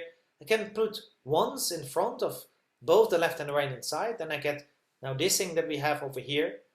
And then again I can realize that this actually nothing else is the probability y1 star is larger than C, which of course means that now what we're going to have here is another time the propensity score hx, and here now what we're going to get is actually nothing else as tau. So therefore now we are going to get that 1 minus tau is going to be larger than hx. I can actually also write it the other way around. That means that if the propensity score is smaller than 1 minus tau, then I do also know that x beta tau must be smaller than C. Well, now let's look at the final case. Suppose that x beta tau is actually larger than C. Well then, again, now I can be quite quickly, then we should realize, of course, that the distribution function evaluating x beta tau must be larger than the distribution function evaluating C. Well, then we should realize, of course, that this again is the probability y1 star is smaller or equal to x beta tau. This is the probability y1 star is smaller or equal to C, so we can write it like this. We can put minus signs in front, but then again this larger than sign is now going to be a smaller than sign. We can put ones from the left and the right hand side, and then I can realize that this probability is actually nothing else as the probability when y1 star is larger than C. So this again is the propensity score, and this again is equal to tau. So now I see that 1 minus tau must be smaller than hx. Well, that is the same as saying that hx should be larger than 1 minus tau. Concluding from this, we now see that x beta tau is smaller than c, if hx, the propensity score, is smaller than 1 minus tau, x beta tau is equal to c, indicates that hx is exactly equal to 1 minus tau, and x beta tau is larger than c, indicates that hx is larger than 1 minus tau. What does this mean? Well, this actually means that we actually don't need x beta tau to know whether x beta tau is larger than c.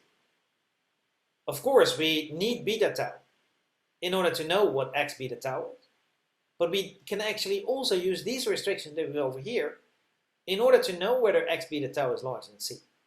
Because if I'm going to have an observation for which I do know that the propensity score is larger than 1 minus tau, then I do already know that that means that x beta tau is larger than c. If I find the propensity score to be smaller than 1 minus tau, then I actually know that x beta tau is smaller than c. So instead of using x beta tau larger than c, I can also use the propensity scores, and that is actually not that difficult to calculate. I can calculate propensity scores. I can, in a first stage regression, I can simply run a probit. So in the first step, I'm going to run a probit on which the left-hand side is going to be simply whether you're going to be uncensored or not, as we have seen already in the Budzinski and Hahn paper as well. And then at the right-hand side, we're simply going to have a lot of x's. And then what I can do with respect to probit, I can actually, predict these propensity scores. I can actually predict them. Instead, that's very simple. I can just run a probit regression. Well, again on the, say, indicator that we just discussed, and then after that I just write predict and I actually get my propensity scores. And then in a second stage regression, what I can do is that I can only select those observations for which I do know that this, say, propensity score is larger than 1 minus tau. So what I do is that I'm going to use my predictions that I denote here by h hat x, and they should be larger than 1 minus tau, but I'm going to add a gamma to this, where gamma must be, well, usually a small number, but it's going to be larger than 0. Question, of course, arises, why would I actually do that? Why do I not just include all the observations for which this prediction that we have over here is larger than 1 minus tau? Well, that is for the simple reason that this is actually not the propensity score that we have here on the left-hand side. It's a prediction, it's an estimator of the propensity score. And a couple of things could actually have happened. First of all, it may of course be possible that, well, the probit model for the first step was not the correct model.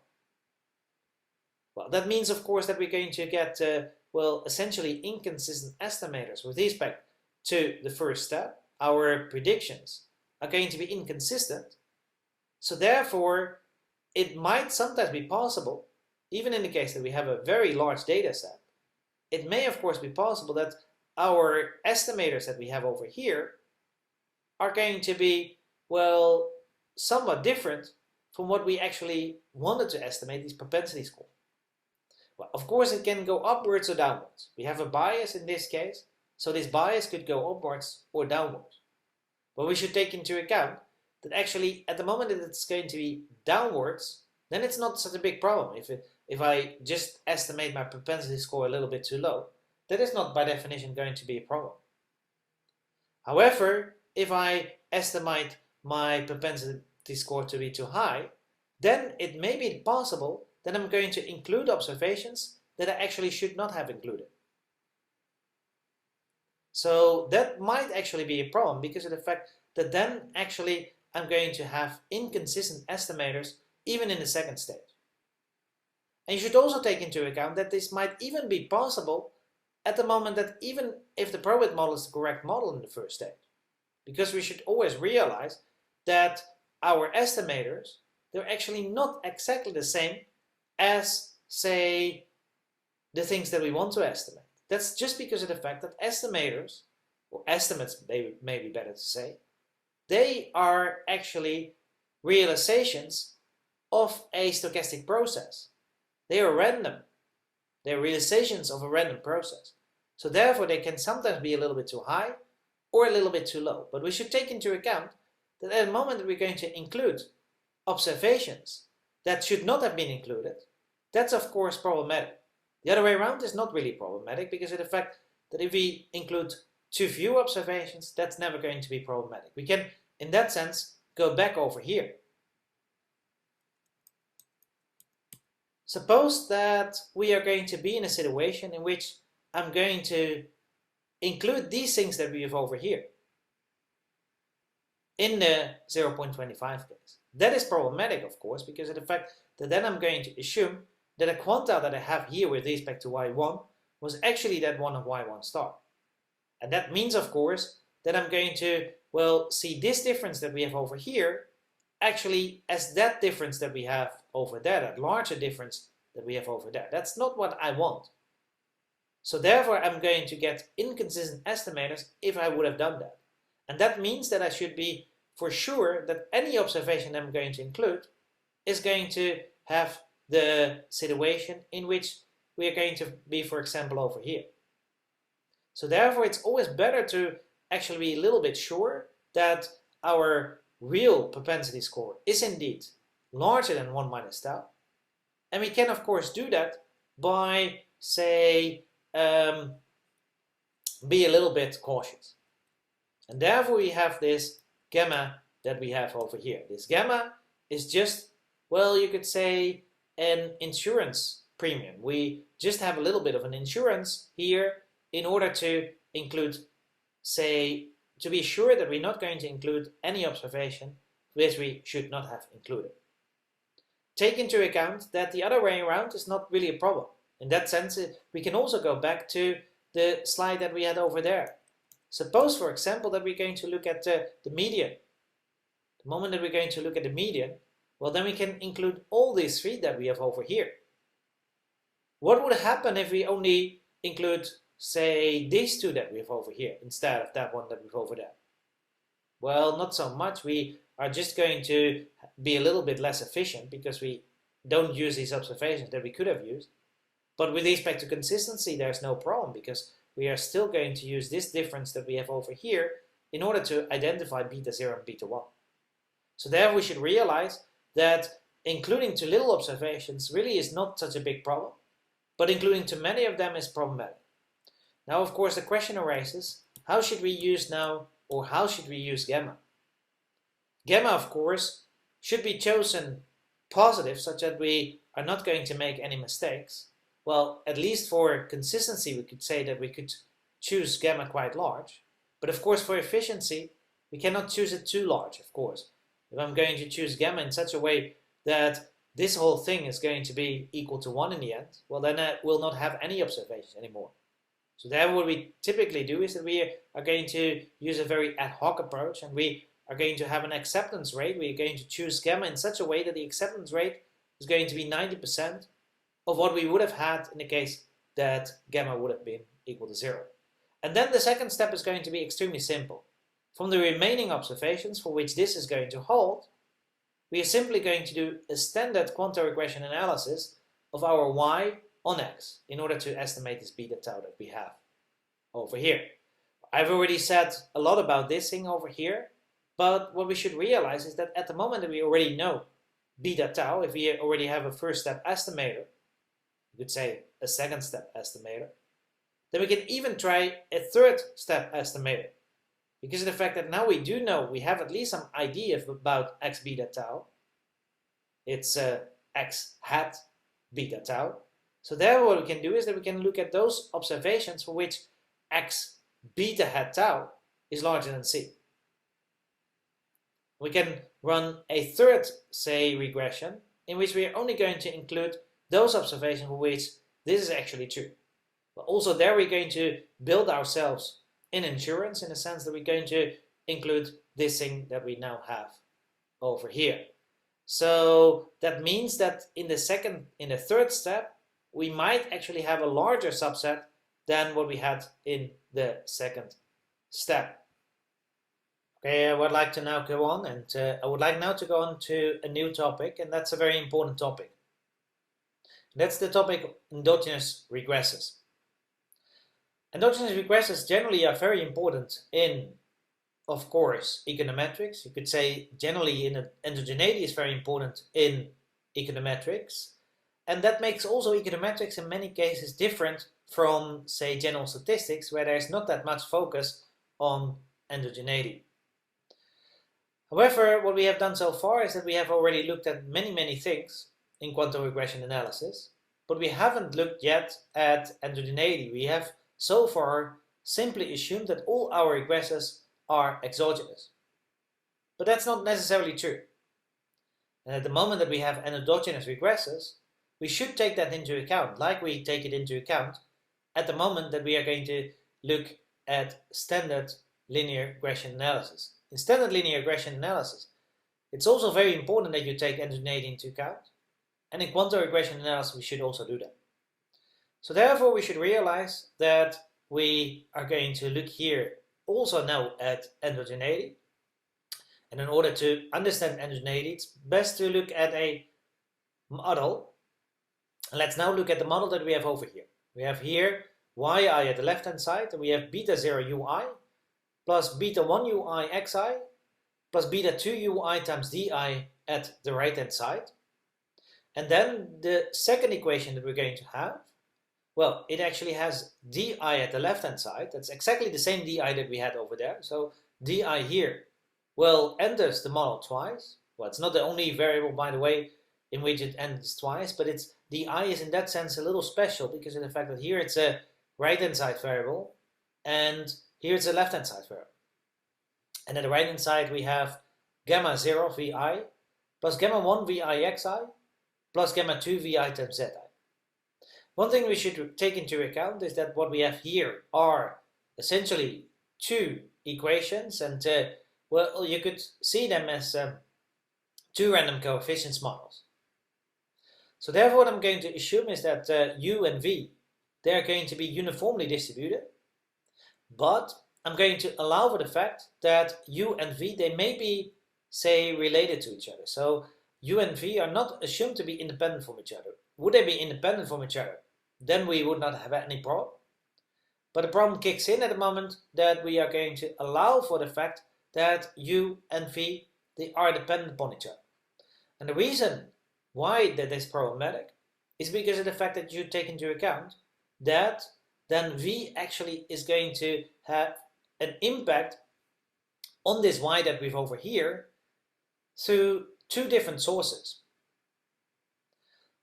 First of all, at the moment that I'm going to change the level of v from, say, for example, a high level to a low level, or the other way around, then at that moment in time, well, of course, v is going to have an impact on y through this d that we have over here. We're going to immediately see that, of course, then, well, d is going to change because of the fact that these gamma 0, gamma 1, and gamma 2 are going to change. So therefore, that is going to have an impact on d. That is actually not a problem at all. That just means that we are going to have differences in terms of the d's, but that's not really problematic because of the fact that what we want to have, in order to estimate this thing over here, we need variation with respect to d. But another problem that we're going to have is that if v and u, they are not independent to each other, well, then it's possible that at the moment I'm going to change my v over here, that the distribution of u is going to change as well. That means that at the moment I'm going to have two different levels of v, then the distributions of u there different then as well. And that, of course, is also going to have an impact on the y because of the fact that then the functions beta 0, beta 1, and beta 2, they are going to change as well. So therefore, the moment that we're going to look at two, say, subpopulations, one with a low v and one with a high v, they of course have different levels of d, as we have them over here. They have generally different outcomes with respect to d, but they also have different distributions with respect to u. And therefore, it's going to be really difficult to see what actually the impact of d is on our outcome variable if actually v is going to affect, say, y in two ways. It's going to have an impact on the d, but it's also going to have an impact on you, because of the fact that suppose that we're going to compare two levels of D with each other. One, say, very low level of D and one very high level of D. Well, then at that moment in time, we do of course know that that actually is generally affected by the level of V that we have over there. It could be also affected by X or Z, but of course it is likely that it could also be affected by the level of V. But we should take into account that then at that moment in time, if it's affected by the level of V, then actually it's also affecting the level of U that we have over there, or at least the distribution of U. But that of course also implies a difference in this Y that we have over there. And that means of course that if we are going to compare two different levels of D with each other, then we do not actually know how that is going to affect the Y. Is it through this U that we have over here, the beta 2 UI, or is it directly D itself that actually has an impact on this Y that we have over there? Well, that's a standard heterogeneity problem, as you might already realize. Maybe in order to understand this, it is always good to look at an example. Well, this is going to be my standard example. We have here then yi is going to be the log hourly wages, di is going to be schooling.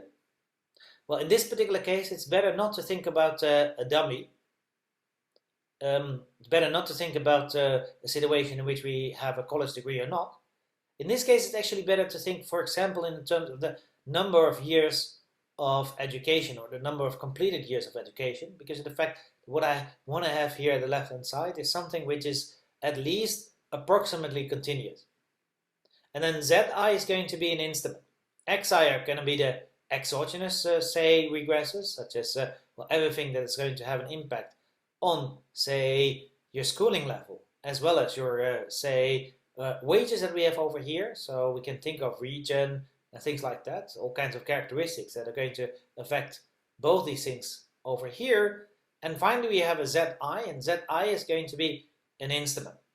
Well, we can think of all kinds of instruments that have been used in the returns to education literature, such as, for example, this one, the birth date of Angus and Kruger, published in 1991 in the Quarterly Journal of Economics. If you've never heard about that instrument before, it doesn't really matter that much.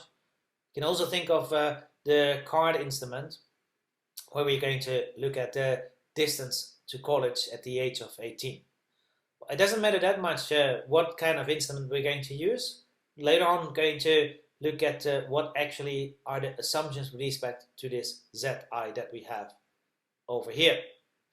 But if we're going to look at this, say, example over here, well then what you should realize is that then, say, UI is going to be the talents that individuals have, of course, with respect to their, say, wages that they're going to receive. Some individuals have different talents, and therefore they have different returns to their characteristics over here, as well as the wage that they receive in the first place.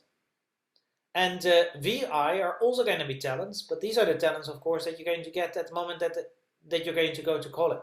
Not so much what you're going to get with respect to the labor market, but more related to the talents that you have with respect to college. But we should take into account that it may be possible that the talents that are important for college are also important for at the moment that you're going to go to the labor market.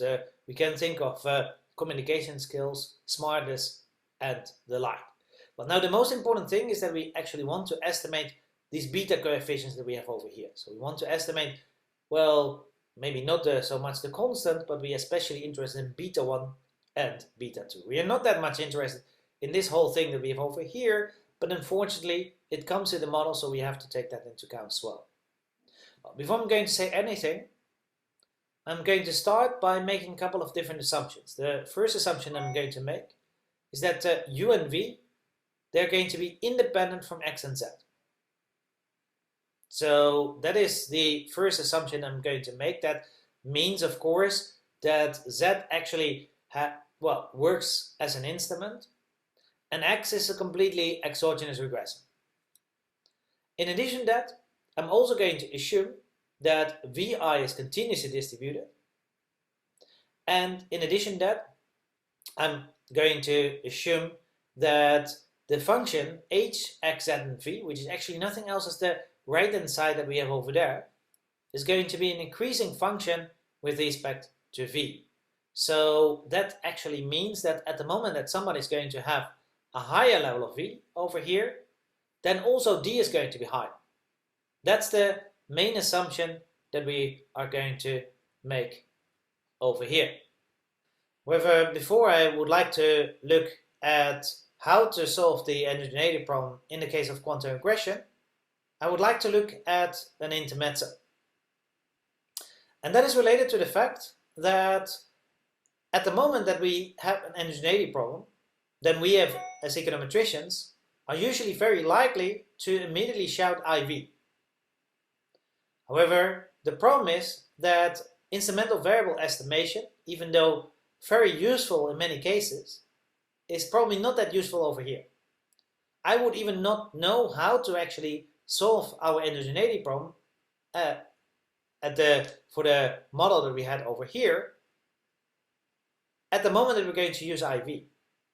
However, luckily, as econometricians, we also have other tools in our toolbox. And one of the tools which is very much related to instrumental variable estimation is the control function approach.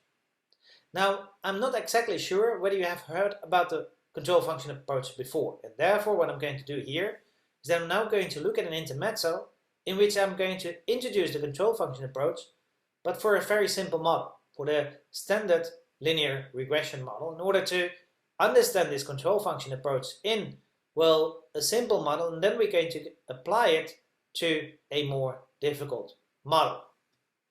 So let's look at this model that we have over here. This is a very standard, say, IV model, in which we have yi here at the left-hand side. We have beta 0 plus xi beta 1 plus di beta 2 plus ui at the right-hand side. In addition to that, we have another equation, di is equal to gamma 0 plus gamma 1 xi plus gamma 2 zi plus vi. Well, we are going to allow for the fact that u and v, they are going to be correlated to each other. And we do already know for a very long period of time that that gives us problems. And the reason behind that is because of the fact that when we immediately see that vi is going to have an impact on this yi that we have over there, actually through two different forms, to two different ways, or two different channels. First of all, at the moment I'm going to change vi, for example, I'm going to increase vi, then I'm going to increase this di that we have over there, and therefore we are going to see that because of the fact that di is going to be changed, that means of course that yi is going to be changed as well, because of the fact that as long as beta 2 is not equal to 0, well, changing di is going to have an impact on this yi that over there. So therefore also, for example, the mean of yi is going to change. However, we are also going to see that at the moment that we're going to change vi, then due to the fact that vi and ui are going to be correlated to each other, at least in expected value, we are going to expect that ui is going to change as well due to a change in vi. And that means, of course, that we can also expect the expected value yi to change in this case, at the moment that we are going to change vi. And that is problematic. And the reason why this is problematic is because of the fact that standard ordinary squares, what it actually tries to do is to look at the, say, at this beta 2, to estimate this beta 2 by looking at the conditional means. And therefore what we typically do is that we're going to look at two different values of di, or at least different values of di, in order to be able to estimate this beta 2 that we have over here. We're going to, for example, look at the low level of di, and we're going to compare it with a high level of di. And based on the observed differences of yi, or maybe better to say the observed difference in terms of the conditional mean of yi, we're going to be able to say something about this beta 2 based on the change of the yi that we have over there. But the problem that we of course have in this model that we have over here, that at the moment I'm going to change the I don't only change the I. Given the fact that well, generally, of course, individuals that have a high level of di also must have a high level of vi. That means that at the moment I'm going to compare a low level of di with a high level of di, that automatically implies that I'm also going to change the level of vi, and therefore also at least the mean outcome with respect to ui. And that of course means that, well, not all the impact that we're going to see with respect to changing di actually comes directly from di itself. It also comes from this error term that we have over here. And therefore, it's going to be a challenge to actually find out what really comes from the change in di and what actually comes from ui. Well, we already know all that. Another thing that we also know is that we have to make a couple of assumptions with respect to the z that we have over here. First of all, we must have that z and v are uncorrelated with each other. But also we have to assume that, well, z is actually uncorrelated with that u that we have over there. Well, and we also know that gamma 2 should not be equal to 0, because otherwise we have an irrelevant instrument. But what we can do now is that we can now make the relationship between u and v, we can make it explicit, of course. We can, for example, write ui is equal to rho vi plus ri. I'm now going to assume that r is completely random. At least it's completely, well, uncorrelated with any of the other variables that we have. So it's uncorrelated with v, this v that we have over there. It's also uncorrelated with x and with d. Well, then one thing they can do, in order to understand the things a little bit better, one thing that I can do is that I can now substitute this relationship that we have over here into there. Then what I'm going to get is now this relationship that we have over here. Then we have yi is equal to beta 0 plus xi beta 1 plus di beta 2 plus rho vi plus ri. And this is actually a fantastic equation. And the reason behind that is because of the fact that this actually directly shows that any kind of engineering problem that we have in a linear regression model can be actually seen as an omitted variable problem. And the reason for that is that we can realize that if I'm going to run a regression of yi on xi, di and vi, well then at that moment in time there is no reason to believe that I'm not going to get consistent and unbiased estimators of beta 0, beta 1, beta 2, and even this rho that we have over here that I get as a bonus in this case. And the reason behind that is because of the fact that we do know that r is not correlated to any of these regressors that we have over here by assumption. And that means, of course, that, well, everything that we actually need for the linear regression model, and in order to estimate a linear regression model with respect to ordinary squares, is actually satisfied. So therefore, we can simply run our regression of y on x, d, and v. However, we know that there is a problem over here. And that is not the model by itself, but it's vi. Vi is actually not observed. So therefore, we cannot run a regression of y on x, d, and vi. And therefore, what we can do at most as econometricians is run a regression of y on x and d, because vi for us is unknown. But that means automatically, of course, that our error term is going to be equal to these terms together. We do, of course, see that even though r is not correlated with any of these things that we have over here, vi is. And vi, in a sense, is the problematic, say, part here of our error term. Because vi is correlated with di, that is by definition the case, because in fact vi enters here up at the right-hand side of the di equation. But in addition to that, of course, we have it in the error term. So therefore, this is actually the problem.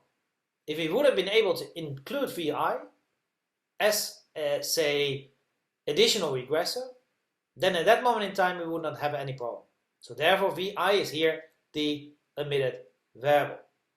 Well, we can try to solve this, but we're going to try to solve this, well, in this case, using a control function. But before I'm going to say anything about a control function, the thing that we need to do is that I have to define a control function. What is actually a control function in this case?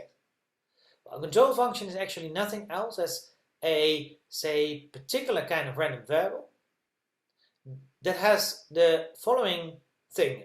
At the moment that we're going to look at the mean of ui conditional on d and x, well, then we do of course know that even though x is uncorrelated with u, at least we are going to assume xi to be exogenous, that's not the case for d. So I cannot actually say like, well, this mean that we have over here can be written, for example, as the mean of u conditional on x. That is not possible. And the reason behind that is, of course, because of the fact that we do know that d, it's not x, but d is actually here the problem. So therefore, we cannot generally do that. However, suppose that we're not going to just condition here on d, x, and x, but we, in addition to that, are also going to condition on another random variable, our control function, and that's going to be w. Well, then, if this is going to be a good control function, then the definition of a control function is that then at that moment in time we can actually get rid of the d. So we can then, at that moment in time, write it actually as the mean of u, condition on x, and w. So that implies that we could actually say that even though d is correlated with u, should realize that it's going to be uncorrelated with u at the moment that we also take w into account. Well, the question of course arises, what does that have to do with our case? Well, it's actually not that difficult to see that in our case, vi is actually our control function, is a candidate for our control function. What we actually have to prove then is that we can actually write, say, vi as having the role that is here played by wi. So therefore what we're going to do is that we're going to here look at the mean of ui conditional di equal to d, xi equal to x, and vi equal to v. And we, of course, would like to write that as the mean of u conditional on xi equal to x and vi equal to v without the di that we have over there. Well, what I can do is that I can first make it even a little bit more complicated by also conditioning on z. It is of course always allowed to condition on z given the fact that z is uncorrelated with u, so we can always, well, then include that. If we can exclude z from the conditioning, we can also include it if it's not there. So therefore we should realize that we can always do this thing over here because we are always going to be able to go back because of the fact that z is not correlated with u. Well, then we can, as a second step, we can realize that this di that we have over here, what is it actually? It's equal to gamma 0 plus gamma 1 xi plus gamma 2 zi plus vi. And then we should realize that of course this xi is equal to that xi that we have over there. That one is equal to little x. So therefore this thing should also be equal to little x. The same can actually be said about this zi. This zi is equal to that zi that we have over there. That one is equal to little z. So also we're going to get a little z over there. And finally we can even say that, in fact, for this vi that we have over there, here we can write a little v. So therefore we get this relationship that we have over here. This is actually quite nice. And the reason why this is nice is because of the fact that if we now are going to look at this relationship over here, it's completely deterministic. The reason behind that is because of the fact that we should realize that I always write stochastic things in, say, capitals, but now there's nothing here which has a capital. The reason behind that is because of the fact that I was already, well, conditioning all these things that we had over there. So therefore, actually everything that was here from the left and right hand side was already known. That means, of course, that at the moment that we're going to look at this thing over here, we actually don't have to condition upon it. You never have to condition on something which is deterministic, because of the fact that no random variable can be correlated with something which is deterministic. So that means that we can simply get rid of this part over here. But then we are almost there, because of the fact that then the only thing that I still have to realize is that z still is uncorrelated with u.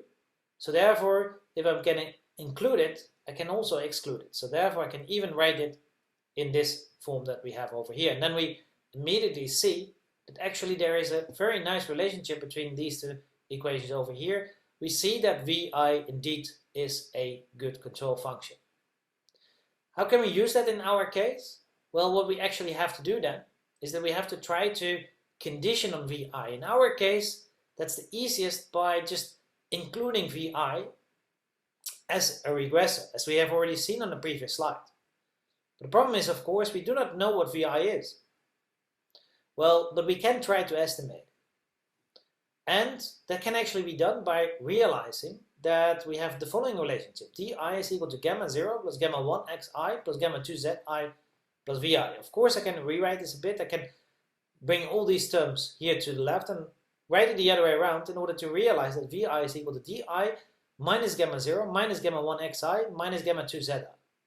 That means, of course, that given the fact that since I know, of course, dx and z, at least I do have realizations of dx and z, so therefore I can actually calculate the VIs of every individual if I would also have known gamma 0, gamma 1, and gamma 2. But there we have the problem, of course, because of the fact that we have no idea what gamma 0, gamma 1, and gamma 2 are. But what we can do as econometricians, of course, is try to estimate them. What we can do is try to find these gamma 0, gamma 1, and gamma 2 by estimating them. At least we can try to, well, get close to them. So therefore what we can do is that we can actually run a regression of di on xi and zi and get actually estimates of gamma 0, gamma 1, and gamma 2. So therefore a good estimate or estimator of Vi, noted here by Vi hat, is simply equal to di minus gamma 0 hat minus xi times gamma 0 hat, gamma 1 hat, I'm sorry, minus zi times gamma hat 2. This is now going to be a very great estimator of, well, Vi hat that we have over here. So therefore what we do is that we simply run a first stage regression of this regression that we have over here, take into account that that's exactly the same thing as what we would have done in IV. And then we're simply going to predict the VI hats, or the VIs, by VI hat, by doing this thing that we have over here, for any observation that we have in our data set. And then what we can do is that we can then simply run a regression on YI, on XI, DI, and VI hat in a second stage regression. Note that then our error term is going to be Ri star.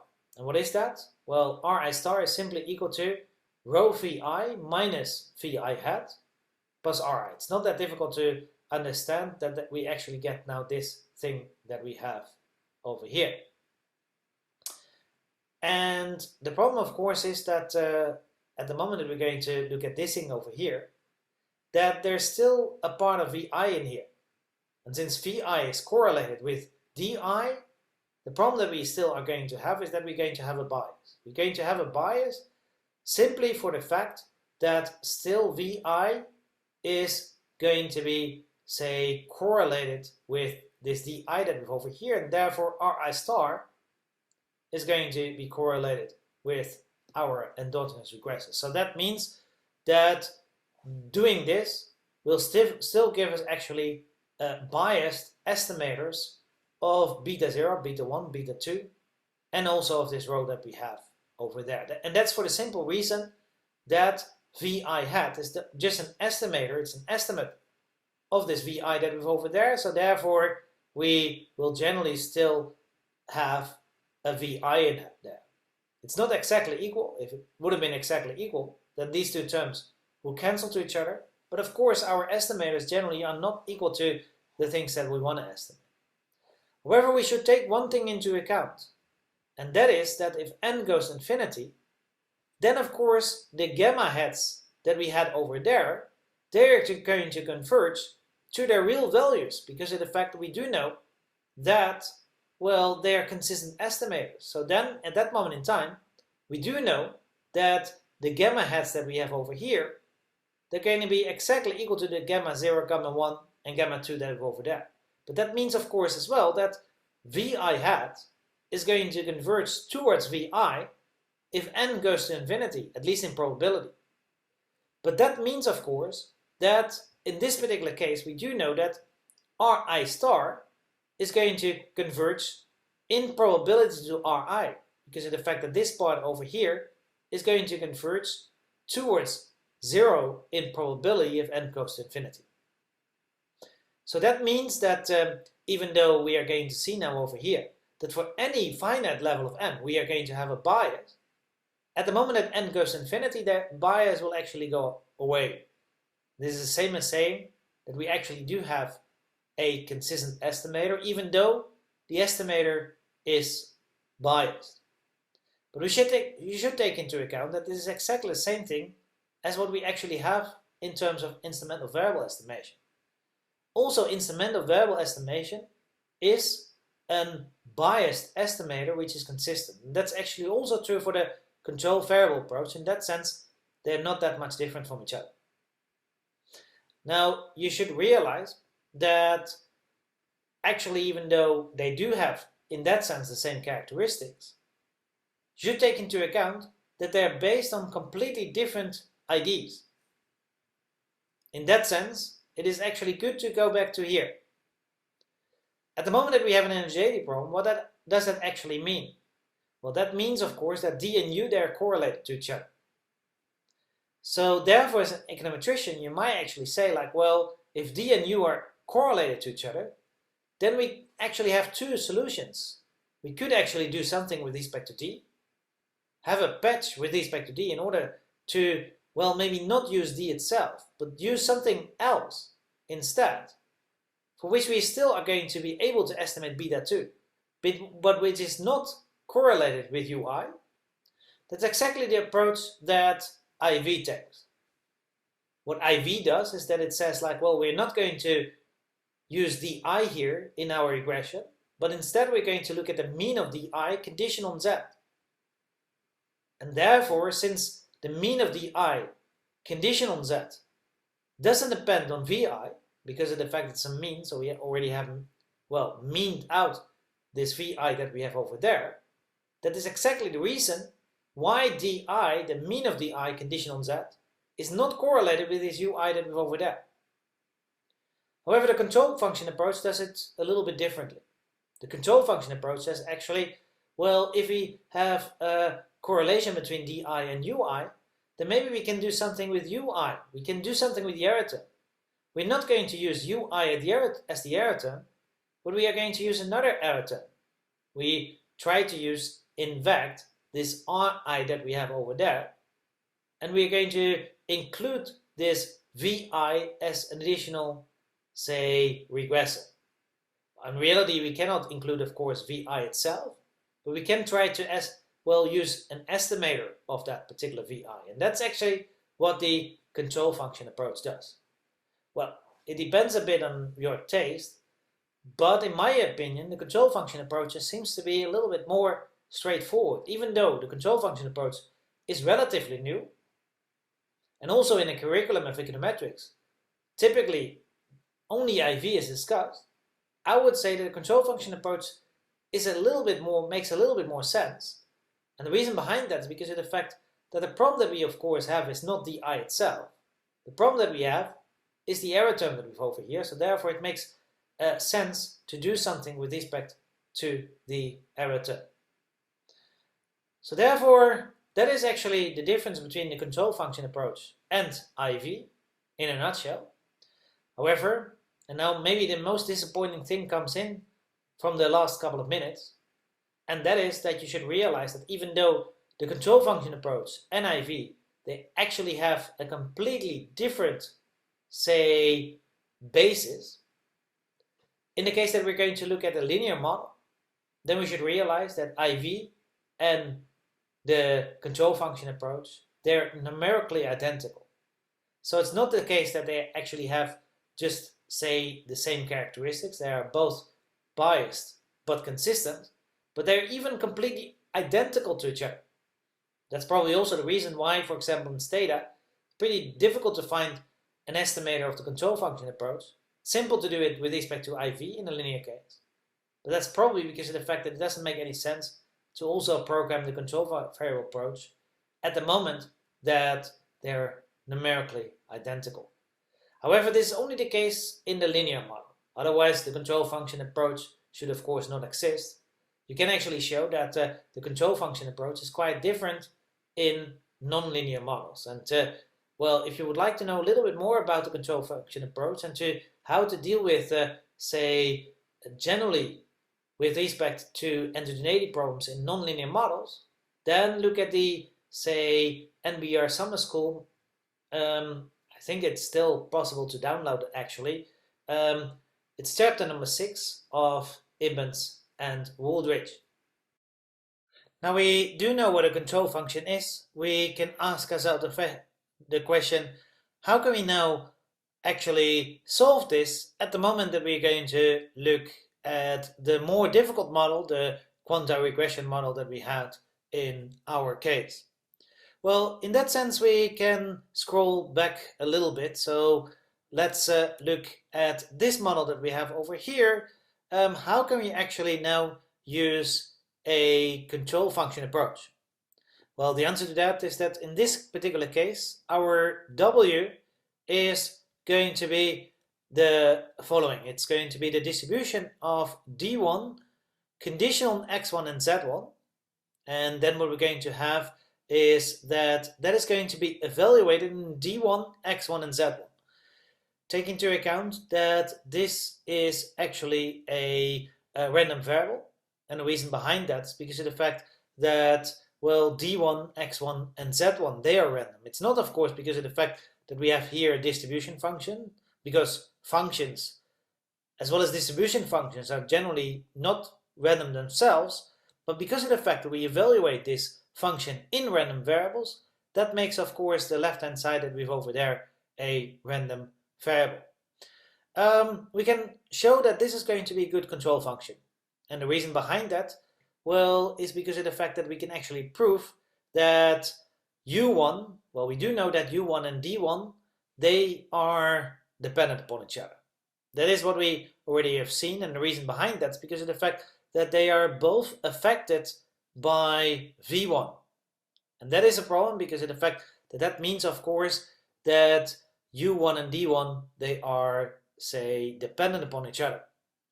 But what we can do is that we can actually show that U1 and D1 are going to be independent from each other at the moment that we are going to condition both on W1 and X1. That's the thing that we can actually prove. Well, the proof is in Ibbons and Newey in an Econometrics paper in 2009, but it's based on two different observations that we will deal with separately. First of all, conditioning on W is the same as conditioning on V1. Actually, we'll see that W and V1 in our case, they are exactly the same. In addition to that, the second observation is that conditioning on X1, Z1 and V1, well, officially, of course, we cannot condition on V1, but we can instead look at W1. That makes D1 independent from U1. And the reason behind that is because of the fact that we should realize that D1 is, of course, nothing else as H, X, Z, and V1. So if we fix V1, then actually D is going to be our endogenous variable. It's going to be completely deterministic. And that means that it is not going to add any additional information for the shape of the distribution of U1. Well, this is the things that we are going to prove, and the first thing that we then actually have to prove is that the conditioning on W1 is the same as conditioning on V1. Well, for that, we first of all are going to look at the distribution of D1 conditional on X1 and Z1, but we're going to simply do it now in deterministic values. So we simply are going to do that in, say, a little d, x, and z. So contrary to what we had at the previous slide, for the control function, we are not yet going to look at, well, how it looks like at the moment that we're going to, well, substitute already d, x, and z, the, say, stochastic d1, x1, and z1. But we're now going to first look at the deterministic case. And then, of course, we can then see what happens if we're going to substitute in our x1, z1, and d1. Well, this is by definition, of course, equal to the probability that di is smaller or equal to d, conditional on x1 equal to x, and z1 equal to the little set that we have over there. Then the first thing that we can do is that we can now, realize that this di is, of course, nothing else as gamma 0 v1 plus gamma 1 v1 x1 plus gamma 2 v1 times z1. And then we can do something that, we actually also did already before, and that is that, first of all, this x1 that we have over here is, of course, equal to that x1 that we have over there. That one is equal to little x. So therefore, this thing is equal to little x as well. And we can also realize that this z1 is equal to that z1 there. That one is equal to the little z. So therefore, also this thing is equal to the little z. So therefore, we get now these things, all these things that we now have over here. Take into account, by the way, that this is actually nothing else in our notation as the h function evaluated in little x and z and the v1 that we have over there. So therefore, we're going to get now this thing over here. And then we can use one of the assumptions that we have made so far. And that is that whatever this h function looks like, we're going to assume that it's going to be increasing with respect to v1. That's what we have assumed, or at least we have been assuming that's increasing in its third argument. That means, of course, that this has an inverse. So we can take the inverse from the left and the right hand side. We're going to do that, then we get at the left hand side v1, and the right hand side we're going to get, well, h minus 1, x, z, and d. So that is now very nice. And then we can realize that v1 is independent from x1 and z1, so therefore we can even write it like this, because that is another assumption that we have made. We have assumed that v1 is independent from x1 and z1, so therefore we can also make that particular, we can use that particular assumption in order to write it like this. And we should even take into account that because of the fact that v1 is uniformly distributed, as we have assumed so far, well, this is simply equal to h minus 1 x, z, and d. So there we can also write it like this. That means that at the moment that we're going to look at our control function, well, the control function, w1 is in our case nothing else as this thing that's over here, but then evaluating d1, x1, and z1. That means, of course, that it's also equal to this thing that's over here, but where we have to replace the x, z, and d, we have to replace them by x1, z1, and d1. So therefore we can also write it like this thing that we have over here. Well, and then we should realize that we can actually write this, d1 is of course equal to, it's essentially equal to gamma 0, v, etc. But we can even write that as the function h evaluated in x1, z1, and v1. Well, then we have here the inverse of something which is evaluated in, the inverse of the inverse, the function itself. So that means that what we're going to get here is actually nothing else as v1 itself. So that means that w1 and v1, they are exactly identical to each other. Well, that is going to be very useful. So, and that was actually the first thing we had to prove. The second thing that we have to prove is that we need to prove now independence. That is to say that at the moment that we are going to condition on vi, then at that moment in time, we don't have to condition anymore on d. So that is what we are going to prove over here.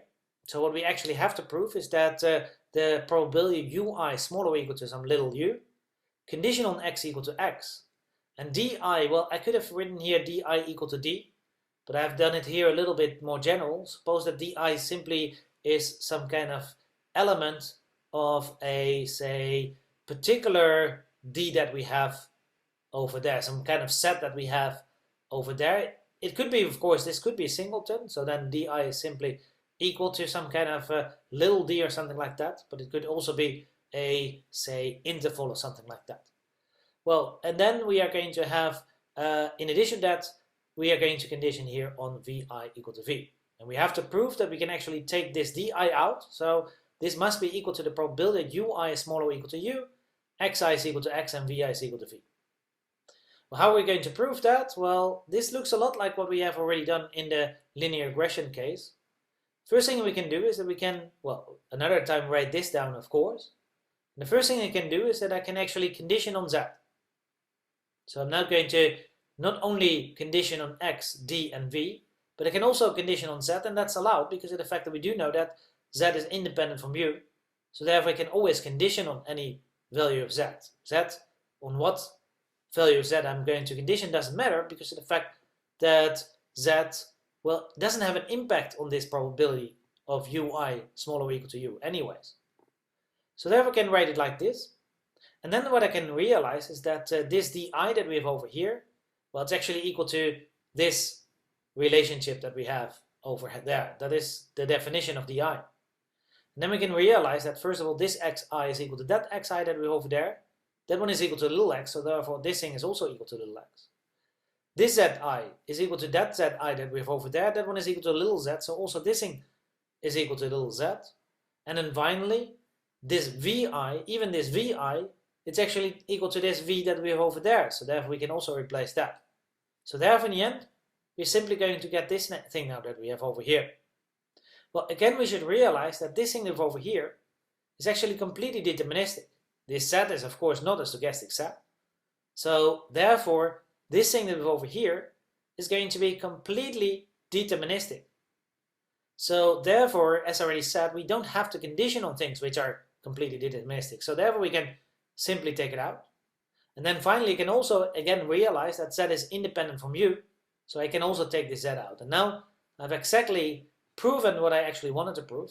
Namely that u and d are independent from each other at the moment that we're going to look at v. So that means that v is a control function.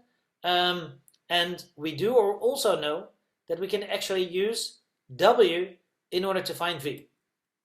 And that is very helpful because of the fact that, well, we should realize what is actually w. If we're going to scroll back, then we do know that w is actually nothing else as the distribution function evaluated in things that we actually do observe. So therefore we can first of all estimate the distribution function, and then what we can do is that we can simply substitute in d1, x1 and z1. So that's the ID that we are going to have over here. Another thing that I would like to say is that even if we scroll even further backwards, if we're going to look at this model that we have over here, it may not seem such a big surprise that vi is a good control function. And the reason behind that is because of the fact that you should realize that what is actually the problem of homogeneity that we have? Well, the problem of homogeneity that we have is that, well, at the moment that we're going to look at different values of d, so if you're going to, for example, compare a high d with a low d with each other, then we should realize that, well, individuals with high d's simply also have high levels, or at least particular levels of v. Let's assume that there is, well, as we actually did, that there is a, say, positive relationship between d and v. That means, of course, that individuals with a high level of d also have a high level of v.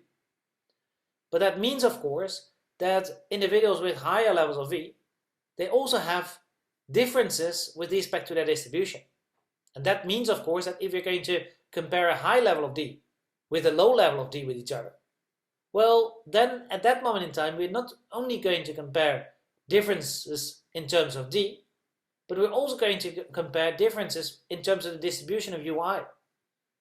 And that, of course, we do not want to take into account. We would like to, well, not take into account that actually ui, the distribution of ui, could also change. How are we able to do that? Well, we can actually only do that by fixing v. So what we want to do is that we want to compare individuals that have different levels of d, but with exactly the same level of v. That is actually what we want to do, because of the fact that if we do that, then we do know that the variation in terms of the, say, d's that we have can actually not come from v anymore, because of the fact that we already fixed v. So that means that the variation can only come from either x or that z that we have over there. And that means, of course, that based on that, we do know that at the moment that we're going to look at different values of d, by fixing v, that the distributions of ui, of course they could be somewhat different from each other, but in general they are going to be exactly the same. So therefore you should realize that by fixing v, that is going to be helpful. And that's exactly what we're going to do. But the question arises now, of course, how are we going to estimate v?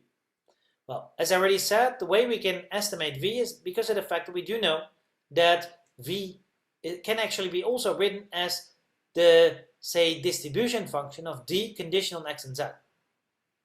So one thing we can do is that we can use quantile regression. We can use quantile regression for that. We can simply do a quantile regression of, say, d on x and z. And then what we can do is that we can invert our quantiles, and then we get a distribution function. We then substitute in d, x, and z, and we actually are going to get our w's, hence we are going to get our v's. That's one way that we can do. However, there's probably a smarter way, and that is distribution regression. Going to use distribution regression, then we immediately estimate the conditional distributions, and then based on that, the only thing we need to do is to actually substitute in our, say, x and z, and actually also d. D actually, it doesn't look like that we have here d included, but you should take into account that these coefficients, of course, are based on the d that we have over there. So here we do see that distribution regression actually has a very big advantage because of the fact that then we don't have to do this inverse anymore.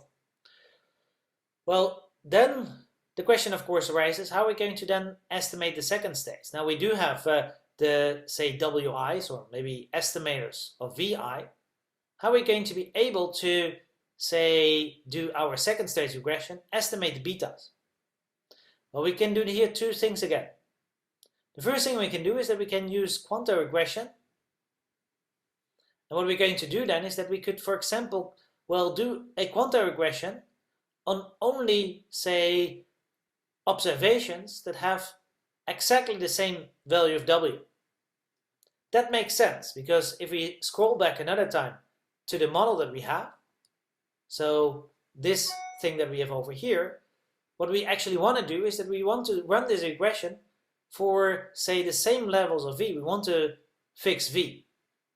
So therefore what we can do is, given the fact that we do know that, well, fixing v means that we can also fix w, then what we could do is just use only, say, observations for a particular level of w. Then we do know that we also have been fixing v.